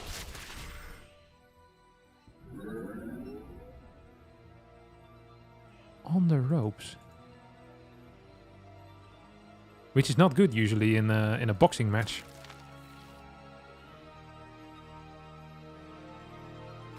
It's not good at all in a boxing match. Can also be in the ropes. Some people enjoy that a lot more. But that is not what Lambo is here. He is on the ropes. He is not in charge. There's no storm though. That could be potentially bad. Because then Hydras actually do scale a little bit into, you know, with big numbers because they have nice range. We have 5 queens showing up here. And that is 1 transfuse, 4 transfuse, 7 transfuse. Okay, I lost track to be honest. There are lots of transfuses available, is all we know. Immediately Max Pack sends the invisibility. Archon, Zealot, Stalker. +1 upgrades. Not a mineral has been wasted here. As Lambo wants to move through this choke point. And with the help of his friends, in this case royalty, he's going to make this into a space where he can move a bit more freely. A safe space for the Hydra, so to say. Transfuse is coming in. Time Warp gets utilized. But Lambo moves out of it. An intelligent move. maximizing his usage of the Hydras here. Probes being pulled off the line. Blink forward out of max specs. Not something we perhaps expected. We could get a snipe here on the Overseer. Oh, yeah, man. Lambo realizes he's moving that back a little bit. Says, hey, I am not going to be dying here against no Mothership Cloak, as the next Cloak is coming in right about now. But Fat Boy Slim, it's a little bit too late, as there's already a new Overseer. And the Stalkers need to blink back. 63 works to 49. We have another Zealot Warp in. Decent amount of Stalkers. 12 versus 19. Mothership on the way out. Batteries here could be great, as Lambo isn't sure whether he's on the ropes or his opponent is on the ropes. But to me, it feels like MaxPax once again is going to be holding on with some phenomenal control. We get the snipe on the Overseer as the invisibility runs out. The Mothership, I think, got a lot of kills there. That was a powerful Mothership. A good Mothership. The type of Mothership you want to have as your friend. Okay? It protects you when you're in need. It makes you happy when you're sad indeed. As Lambo's going to continue kiting these Zealots back onto Creep. Creep actually paying dividends here. No +2 on the way yet. We have 10 gateways. That is very stellar production. And Lambo is going to be bleeding out. I think he needs to pull back. He needs to pull back. He needs to pull back for a little bit. Do we have a new Mothership on the way? We don't. I think Lambo is feeling a fake type of pressure here. Okay? A fake type of pressure. This is not real. He is the one in... He's slightly outmining his opponent. Yes, he's down in upgrades, but there's nothing important on the way. Lambo is afraid of Storm finishing. Lambo is afraid of the Mothership coming back. And MaxPax is afraid of Lambo just moving back and regrouping here for a second. This has been an exciting game. Lots of damage here on this Nexus. If the Nexus dies, the game ends. Lambo pushing himself into a corner. Good control. Tries to snipe the Archon. Will barely not get it, as the Stalkers deal a lot of damage. Now he gets that Archon. More Links coming in as well. 3 more Queens on the way here too, as MaxPax slowly but surely resaturating. Are we gonna get a 4th hatchery somewhere? No, we're not. I don't think so. Oh yeah, what a game this has been. Oh, force field. Oh, Queen. What is this? Oh, it's moving forward. We have a Transfuse available. No, not anymore. Transfuse is gone. Oh, and the Zealot count is good. The Zealot count is perfect. The Zealot count is beautiful. 2 Queens out on the map. We get Inject, and MaxPax is chasing too far. MaxPax is out of his depth here. He is talking quantum mechanics, and he didn't finish elementary school. Oh, but he's not out of his depth. He probably used AI to teach himself this subject. Unbelievable. He gained some foundational knowledge by talking to ChatGPT, just like promised. And it was Lambo who was out of his depth, going through the standard schooling system. This is the future we're promised. No upgrades for Lambo, as MaxPax moves away from this creep to go to new creep. You know what they say, the creep is always more purple on the other side. And that's definitely going to be the case here in this game, as MaxPax is going to be moving into Lambo's base. I feel like there is 0 pressure on MaxPax to do this, but MaxPax doesn't know that. No, he does. He knows there's no 4th base. So this is actually kind of weird. I mean, he's still winning, but it's an odd move. Like, it's just the incorrect. It's genuinely the wrong move. Because there's no, 0 reason for him to be here. If he gets Storm or a Mothership, he wins the game 100%. Now he's winning the game 95%. But attacking on creep, away from your reinforcements, is genuinely a terrible plan. I feel like this type of stuff needs to be punished, you know? I really hope that Lambo wins, so that MaxPax will feel like a clown for a bit. They're like, oh no, I shouldn't have done that. I can't do a Danish accent. So all my accents always turn automatically German. Okay, Archon's moving in. It's gonna be a Zealot run by, or well, not really a run by, but run in. A drive by, perhaps. As Lambo, despite his best efforts, will get completely eaten alive here by MaxPax. The superior player, apparently. What an exciting first game, though. Holy crap. This was like 8 minutes of legitimate fighting.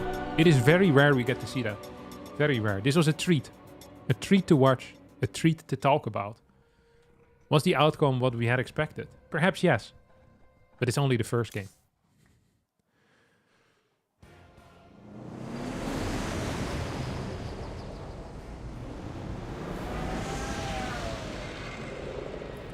Why didn't Lambo expand when he had the advantage? Because he had a fake advantage. The only advantage Lambo had was that he had more units. He was down in tech. He wasn't really that far up in income. It was at max like 200 minerals. And the tech was already there for max specs. The Templar Archives and the Mothership tech. The moment Storm comes out, the game ends. And the moment Mothership comes out for a second time, the game also ends. I really wonder how many kills that Mothership had. I wish I would have clicked it. I think probably like 10 Hydra kills or maybe 12. So like the biggest chance for Lambo to win that game was obviously going to be Peter's push. Yeah. After the first attack on the 30, it was up like 20 workers, I think. Yeah, but it gets rebuilt really fast. So if you don't have a fort base ready already, then like your mineral income is not going to be that crazy good compared to what your opponent has. It just doesn't matter so much. Like as long as there's money to kind of rebuild and MaxPax had very good infrastructure, like 10 gateways. If there was a fort base with this, I would have agreed with you. Like you just add like 15 workers and then you go again with Hydraling Bane and +1 on the way. But if you don't have a fort base ready, you can't actually outgrow your opponent because it takes so long to build a fort. So the problem is that if you don't have a fort ready, then you can probably never transition. If you do add a fort early on, then your all-in becomes weaker and you probably never get to the stage where you want to transition. So it's like it's not a catch-22. It's kind of like a catch-22. Is it? Like, you can never get the advantage if you build a hatchery, but you can never get an hatchery if you want to get an advantage. It kind of works. So it's like the 300 minerals and the probe and the drooling that I just did. They're all, you know, impactful.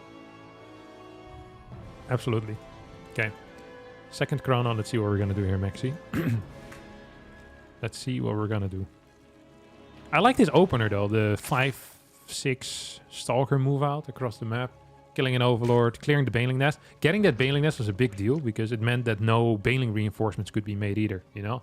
This was going to be a Hydraling Bane attack, and it ended up being a Hydraling attack. Mainly Hydraling Queen. Or mainly Hydra, really. So, yeah.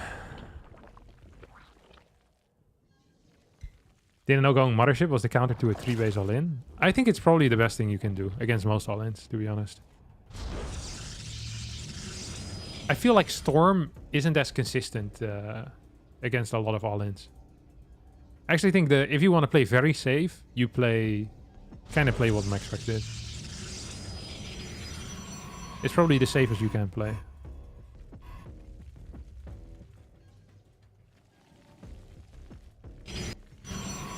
Because there's such consistent damage output, you force Overseers. You can get accidental wins as well if they don't bring an Overseer. Lambo's really good with the Overseers. Generally. So it doesn't work, but against a lot of Zergs, you can just get a free win. Or they'll do like a Roach Queen attack. It's also really, really good. And because there's quite a bit of pressure early on, I think it's pretty good.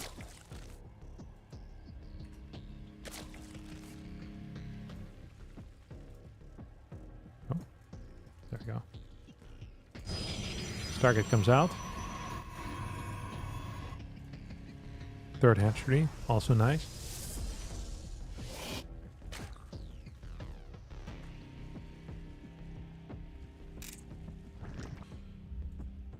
He's just going to do the same thing again. And Lambo also keeps doing the same thing. He just flies away, so you're never going to catch his Overlord. Dude, Lambo's such a tryhard, keeping his units alive.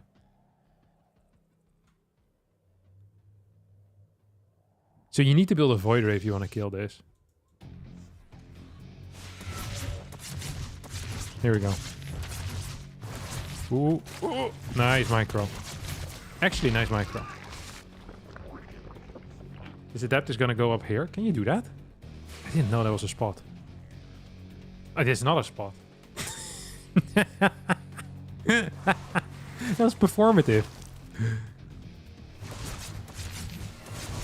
I can't believe he virtue signaled going to clear some drones from up here when it's not possible. That's a crazy move. I did not know that. That was good. This is the type of stuff that I'm missing in my play. I bet he put the fear of God into Lambo there for a second. I think Lambo was afraid that it was possible. It's like, oh my god. The other tosses never did this to me. They're so dumb. It's just not possible. That is so funny. Okay, Oracle comes out. Do we have enough defenses? We have a Spore. Ooh, this drone could die. Okay, last game Lambo lost 5 drones, which was really bad. Cancel Evo. Now he loses 1. And he's already lost 1, so 2, really. Oh, there's going to be 2 more. No, it's going to be 1 more. So 3 drones down. Ay. Same exact build out of max packs. I'm expecting the mothership here once more, by the way. So 2-gate, Blink, Forge into mothership. I wonder if you even need the... I don't think you need the Blink. I'm not even wondering about this. I just don't think you need it. Just want to build Stalker and go for it. A little bit of a supply block. Like, I think it's better to have a faster Fleet Beacon than just have to quick Blink. In my mind, at least. Okay, Bailing Nest is gonna get spotted. Oh, we're killing some workers. Oh, wow, where did you come from, buddy? 5 worker kills once more. Well done. Of course, we got to skip on the Spore here on the 3rd base.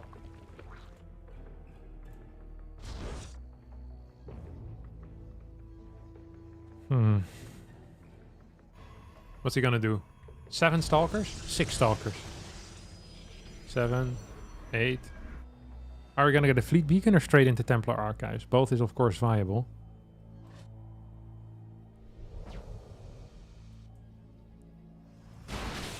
This is a nice attack. I really like this attack. This should not happen a second time, though. I think it's naive out of Lambo. Yeah, he got taken for a spin there. This is a nice way. This is actually a genuinely nice push. He's gonna get the cancel on this base. Lambo built a lot of links. He cannot hold this, though. Like, without the creep there, you're fighting ghosts. Well, no, you're fighting oracles, but you get my point. Ooh, 2 Stalkers for free. 2 Stalkers for free. Well, it's not going to be free because he didn't get this round. That was... Yeah. He should have got them both there. And it really should have been free. Lambo's going to add the Hydra then right now. Had good mining during this, though. Very heavy on the mineral. But good mining during this. We're going to go Fleet Beacon. I feel like this Fleet Beacon is late. It's going to go Mothership into Templar Archives once more. So, similar playstyle. Actually, yeah. Yeah, similar playstyle. Meanwhile, Lambo, 6 more drones. 1 more drone. It's gonna go up to 70 workers. Can he defend this base? 5 queens total. This is once again a pretty serious push. Dude, Lambo's gonna take it for a spin. Okay, first person here on max spec. Let's see what's happening. This is a fake attack out of Lambo to distract from the bailing run by. I mean, max spec is just too fast, to be honest. This was such a good defense. Such a good defense. While simultaneously also microing this. Max spec legitimately did this very well. This would have worked against me. I would have lost 24 workers here. And also all my stalkers. Dude, Max spec is really freaking good at this game. That is crazy. Okay, we're waiting for our first Warpin to spend some of his cash. We don't have a Templar Archives, but we do have 8-gate Stalker, plus a Mothership, and Charge, and +2. And Lambo once more is going to go for Hydra. This time with the Banelings, though. There's going to be Hydra Link Bane, 70 workers. This could be a good surround. We need a recall. We need a recall. Is it not available? Okay, it is. Yeah, that was good. That ended up being quite okay, but so far... resource lost is favoring max packs quite a bit. Worker count very close, and has been close the entire time. 4th base is... I would say optimistic. Because he just saw low drone count here. He actually needs to Oracle this. Is he building workers? He's also building workers. Doesn't have Storm yet. Does have a Mothership and really good production. Zealot run by out on the map would be great here too. I mean, as long as he's adding a lot of cannons and cutting workers, this is actually okay-ish. I'm actually fine with this. Okay, he's gonna spot this move out.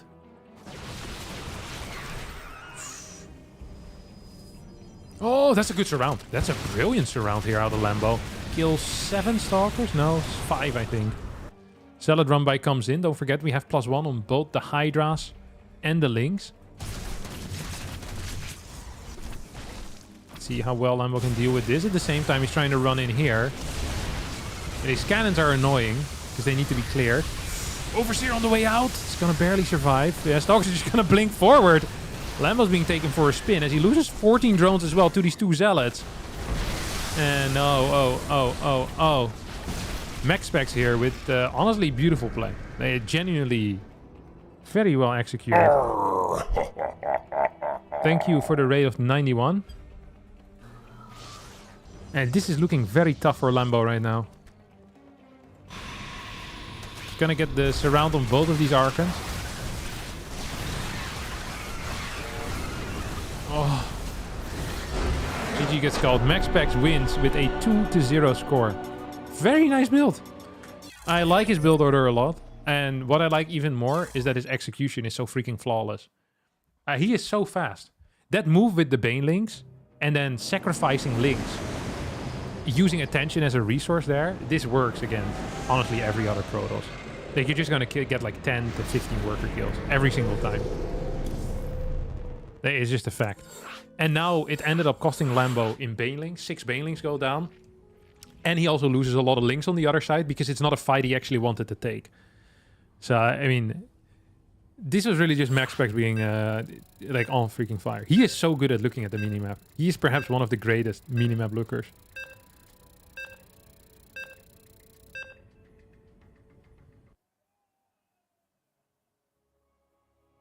But yeah, it is what it is.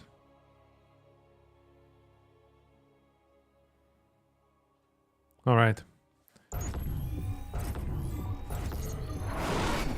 Potentially our final game here of the Shopify Rebellion Sundays. And I know what you're thinking, Harstem. Why must all good things come to an end? And more importantly, why must they come to an end so damn soon? Yeah, that's right. I don't know why that is, but I do know that all good things come to an end. You know what I was thinking of the other day? At some point in my life, I'm going to be making my last YouTube video. And it made me teary-eyed just thinking about it, you know? So yeah, it's going to be like a last Twitch stream as well. I'm going to have a final game of StarCraft 2. And I probably won't even know when it is. I'm going to be playing like the old people's home. Or Blizzard pulls the plug before that's possible.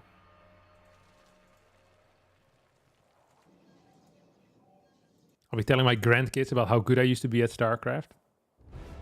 In 2016, they called it the year of Harstem. Yeah, Grandpa. Now be quiet. I'm talking with my AI girlfriend. Son, you do not know what it was like back then.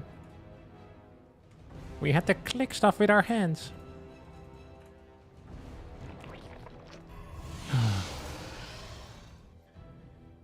Seeing Lambo at 2k APM versus MaxPack staying at 500 APM during the final minute is wild to see. Yeah, the 2 hours backwards, my bad.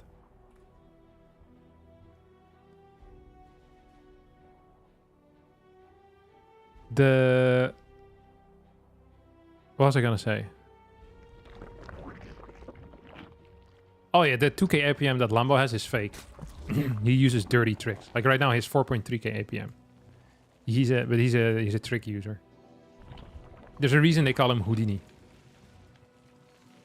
And it's not because he's escaping from his responsibilities. No. Lambo is a man that, you know, accepts his responsibilities. He says, hey, I will own this and I will destroy it.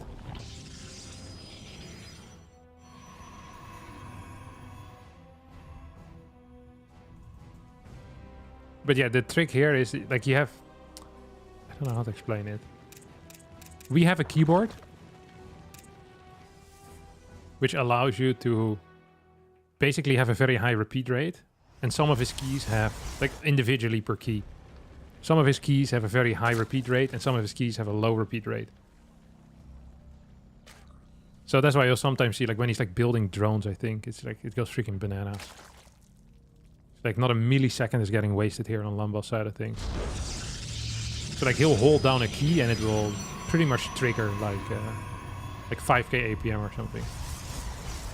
Despite him not really having 5k APM. The C button for gathering. Yeah, the D for drone. He has a bunch of stuff. The button for bile as well. I think for creep spread. Yeah. So I was like, it's fake APM. Max Pax has real APM though. He's really freaking fast. I think he often gets like 350, 360 APM, all legitimate. Legitimate. Okay, here we go. Big attack. Boop.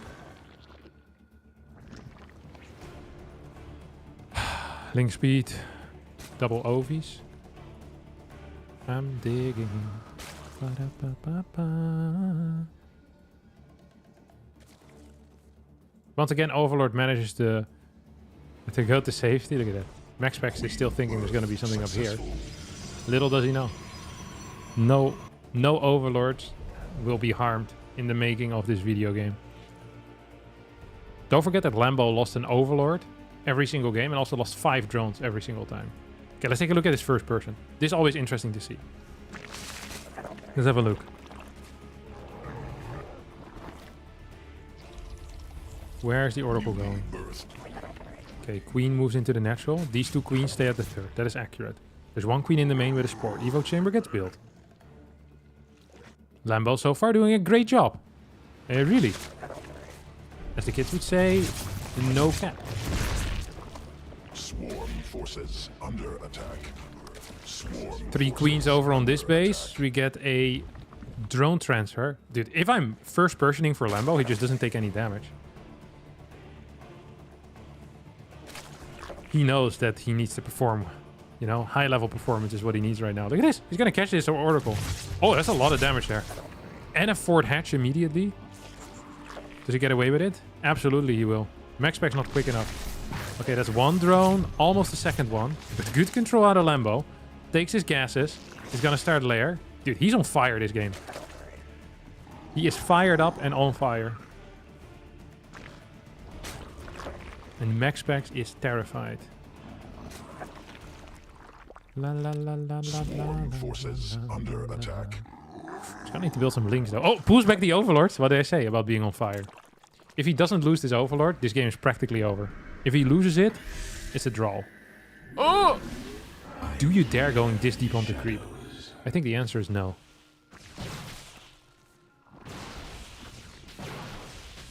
Queens moving over. Spore on the way. Oh. What are these links doing? Misclick. I think a misclick. If he holds this fort base, that would be a huge deal, by the way. 3rd Oracle. No, sorry. 2nd Oracle showing up. I thought it was a 3rd. I got really afraid for a second. 4 queens here at the front. Oh! Almost walks into that stasis. This is a huge deal. If this base survives, this is the absolute best position that Lambo has been on. More links on the way right now. Needs to start adding some drones though. He's built enough links at this point. He is the link king. The kingpin. Oh, we're gonna go for a snipe. That is a full-on snipe. Beautiful micro out of Max Pax. I do not know how he does it, but he does it again. Lambo floating an extreme amount of cash here. This is wealth hoarding, okay? This is why we need to tax the rich. And then we eat the taxes. We have a base up here, which is like the alternative fort. Oh, if this is a flank, that would be a crazy flank. Lambo's gonna cancel a fort base that doesn't exist yet. Nah, there's no way. Oh, Lambo believes that he... Oh, no. Chaos Pain. Not a whole lot of energy, though, on these guys. Okay, there's gonna be a recall. This is what we call Recall City.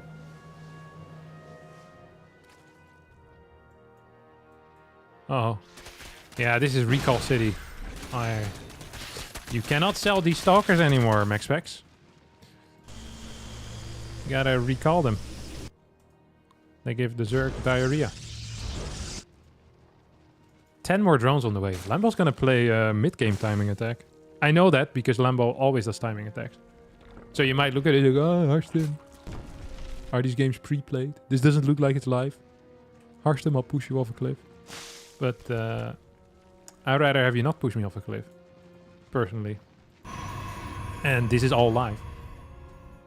Unless you're watching the YouTube video. Then it's the YouTube video. But I guess you can figure it out. Oh, this is a good one. This is good. This is big. Oh, the secondary recall. Huh. Quick thinking, in the moment thinking. Wow, quick on his feet. That's how you know MaxPax is a runner. Not many people know this, but MaxPax can run a 10k in 38 minutes. Which is a phenomenal time, by the way. Great time for a 10k.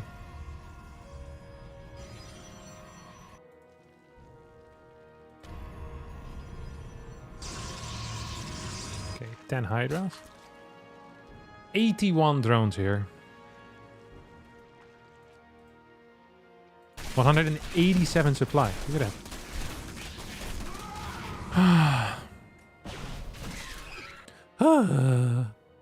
Storm is on the way here. This is the first time we're going to see Storm rather than just pure Archons. Is it going to finish up though? That is the real question.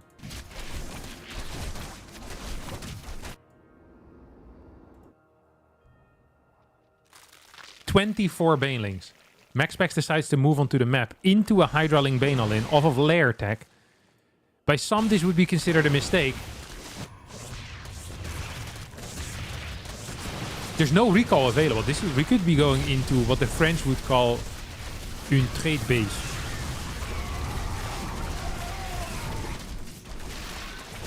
But it's also possible that Lambo just kills this base and it says 3 base versus 4 is good for me. Storm not quite done yet. I think Lambo needs to keep pushing. He has a lot of momentum behind him. Defending from behind is kind of awkward. Okay, we're going to get a recall into the third, into the main. That's a misclick. This base is extremely vulnerable. Oh no. Let's hope Lambo doesn't take advantage of that base. Oh, he's pull back. How many storms do we have? I think we have a single... No storms remaining. That is the single lowest amount of storms you can have remaining. As Lambo's now going to move in. Overseer's eyes. Some weird moves here with this army. I'm not going to lie. I have not been loving this army movement out of Lambo. There was an opportunity there. And I think he missed it.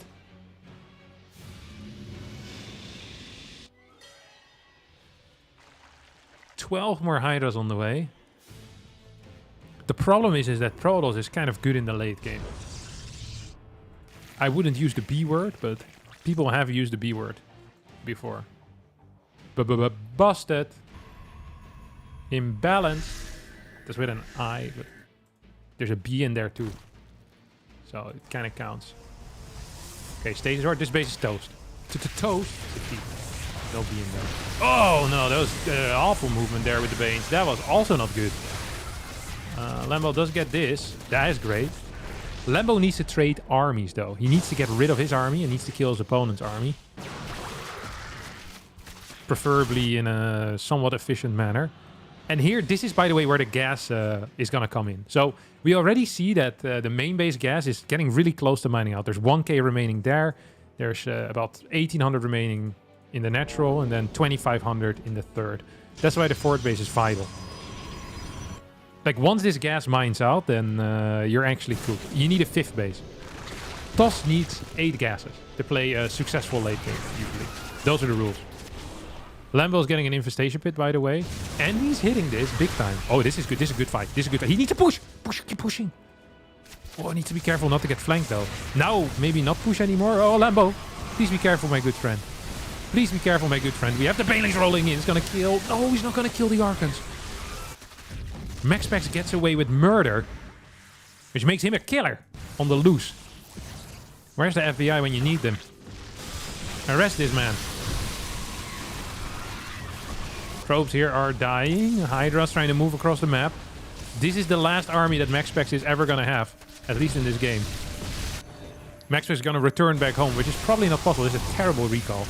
Maybe one of the worst recalls I've seen in my life. Ooh. 24 probes going down. I think Lambo in a position of power right now. Absolute position of power.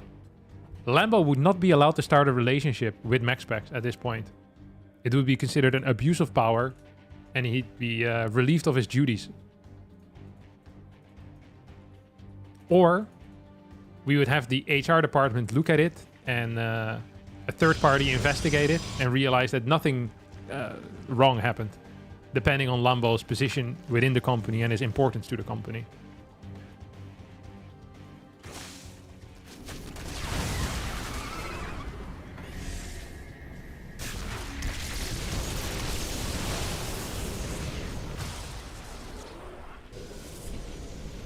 192 to 142. 53 workers to 81. And here goes Lambo. He's on a mission. He's on the road.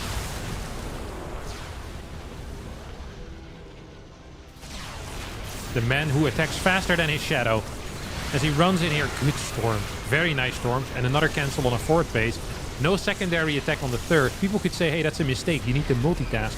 But Lambo doesn't want to multitask. He says, I want to win the game right here, right now. Right here, right now.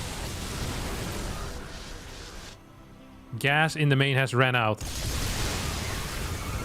Lambo just needs to hold on a little bit longer here with his continuous pressure. After an almost flawless early game, except for losing the fourth base, which was, I guess, not really flawless at all.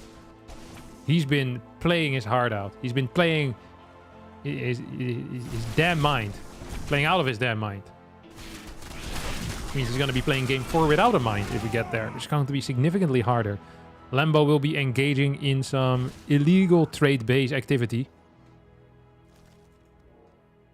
Has a lot of bases. Also some bases on the left. Look at that. Left, right. In the center. He's everywhere. Lambo, the ultimate fence sitter, does not take a position of where he wants to be on the map. A true centrist. Enlightened. Okay, Lynx are going to try and cancel a fourth base, but there's no fourth base yet. Brilliant move. This is MaxPax playing 4D chess. He knew that Lambo wanted to kill his fort, so he decided just to not build one.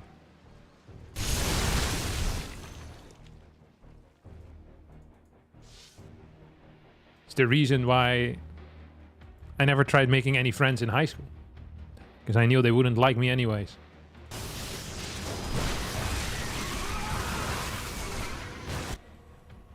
So what's the point of even trying?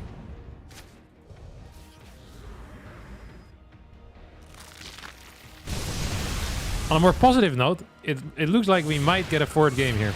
As Lambo is moving forward with the Hydra Link Bane. Has a Fungal Boy in the mix as well. Is mining loads of money. Down 10k in resources lost. Or up 10k in resources lost. But at the end of the day, the only thing that really matters is whose name pops up on the victory screen. And let me tell you right... Oh, there's a lot of units. What the hell? That's a big army. What the... And there's still 33 workers remaining as well, so that's enough to saturate the gases. MaxPax once again putting himself out there. Don't do it, brother. You're just gonna get disappointed once more. Life without friends isn't that bad.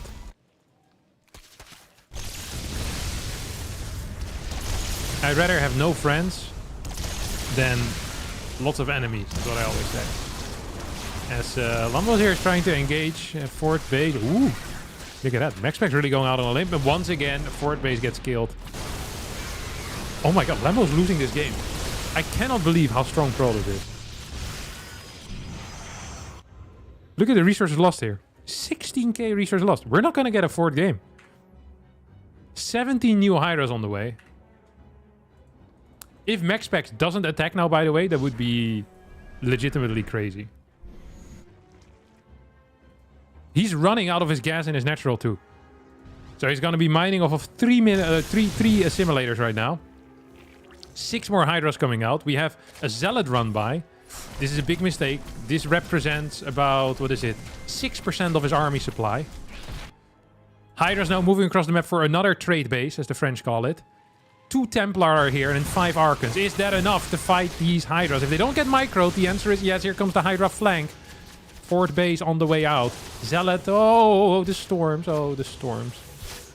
Nexus is going to get cleared. Lambo, you don't want to fight this quite yet. Spore comes in here. What an absolutely mental game. What a mental game. This is potentially the final fight. Oh, Lambo! You cannot give him this. Oh, so good. The time warp gets used. Overseers being morphed. Do get killed, though. Lambo here's doing a bit of noodling. Can he noodle out some storms? Here we go. Recalls! He recalls units to this. That is brilliant. That is brilliant. How many storms do you have left? None. There are no storms left. 0. As Lambo pulls the drones. And with Hydra drone. is potentially winning this fight. But also reinforcements coming in right now.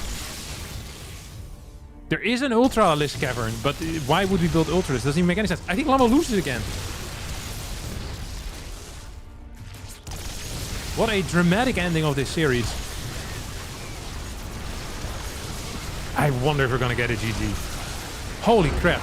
The mental fortitude that Lambo has shown in this particular game. Very impressive. I don't think there would have been many Zergs in the world that would have GG'd after this. MaxPax played extremely well, by the way.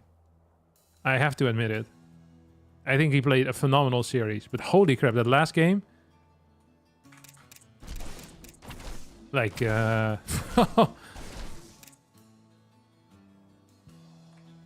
Good lord. 54 kills on the mothership. 54. Okay. That's a crazy amount. Double digits, huh? Double digits. Now I say if a unit has a body count of 2 digits, double digit body count, then I want them. I want them in my army. 6 base Zerg, 3 base stalls, easy win for Protoss. Look, I know what it looks like. That looked like Protoss was extremely broken in the late game. I don't know what else to say.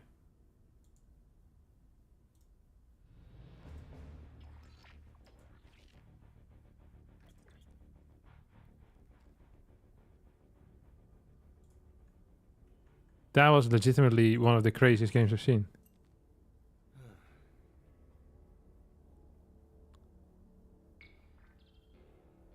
Is spam Hydras the way to go? You probably need Corruptors to deal with a Mothership and 7 Tempest. But it was really hard because I think it is almost impossible to make the right call. You know what would happen if Lambo had transitioned into Corruptors to kill just the Mothership while he's up 3 bases and then he loses? Then people would be like, why wouldn't he just keep going with Hydra Link Bane? Is he stupid? He had so much momentum. I mean, MaxPax never mined from a 4th base. Not a single time. Like, look at the resource collection. I think there were a couple of fights where Lambo got a little bit over-eager. But, I mean, this looked extremely rough. Protoss worldwide will be crying themselves to sleep tonight. Because this series is ruining a lot of our balance arguments. Let me tell you that much. Settle crushed MaxPax 3-0, by the way. Old news. Happened last Friday. MaxPax improved since then. Oh, can't you see?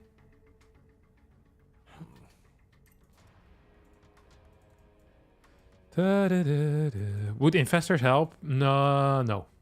Investors don't help. I'm not saying, by the way, that the ZVP matchup is imbalanced. I think late game is very good for TOS, though. And this was even without Immortals. Imagine you had Immortals in the mix. Very powerful. All right, my dear friends, I just think this is going to be it for me. We had another successful episode of the Shopify Rebellion Sundays. If you're thinking to yourself, oh, Harstem, I love Shopify, I love Sundays, I love e-commerce, and is there any way that I can, show my gratitude? Of course. Using your Twitch Prime on this channel, first of all. Great way to show gratitude. Thank you for that. Yatech1337. But also typing !shop in the chat. Going to shopifyrebellion.gg. Going to the shop and using code SR Harstem. Giving you a 10% discount on anything you see in the shop. 10% is quite a lot. Lots of people would do, commit a murder for 10% more or 10% less.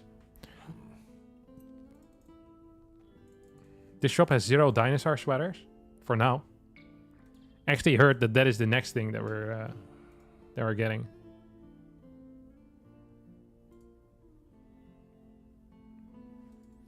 Is dinosaur sweaters. You can also get a trucker hat or a new era hat or a rebellion beanie. A rebellion water bottle, a rebellion pin. You can even buy TLO. I did not know that was possible. I didn't know that was still legal. Look at this. What's crazy is that TLO is cheaper than buying a trucker hat, which would cost you $30. But you get TLO holding a flag for just 20.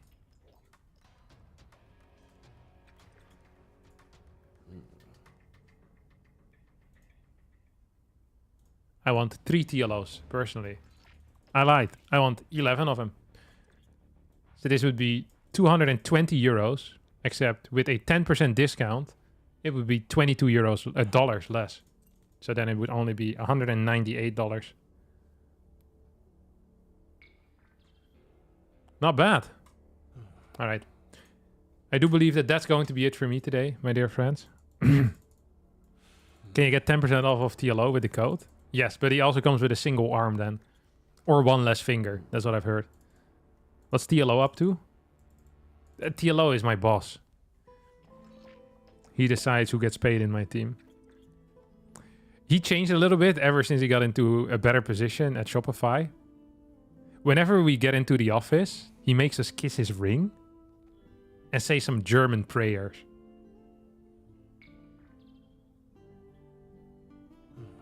Oh Dario, du bist so hübsch. Du bist so hübsch, du bist so schön. And then we have to say that 12 times. Then he throws some holy water onto us, and we're allowed to start playing. Yeah. I don't speak German, so I don't know what it means. Either way, that's actually it for me today, for real, for real. I love you all equally as friends. And I'll see y'all next time. Bye-bye. All I can say, da da da da da.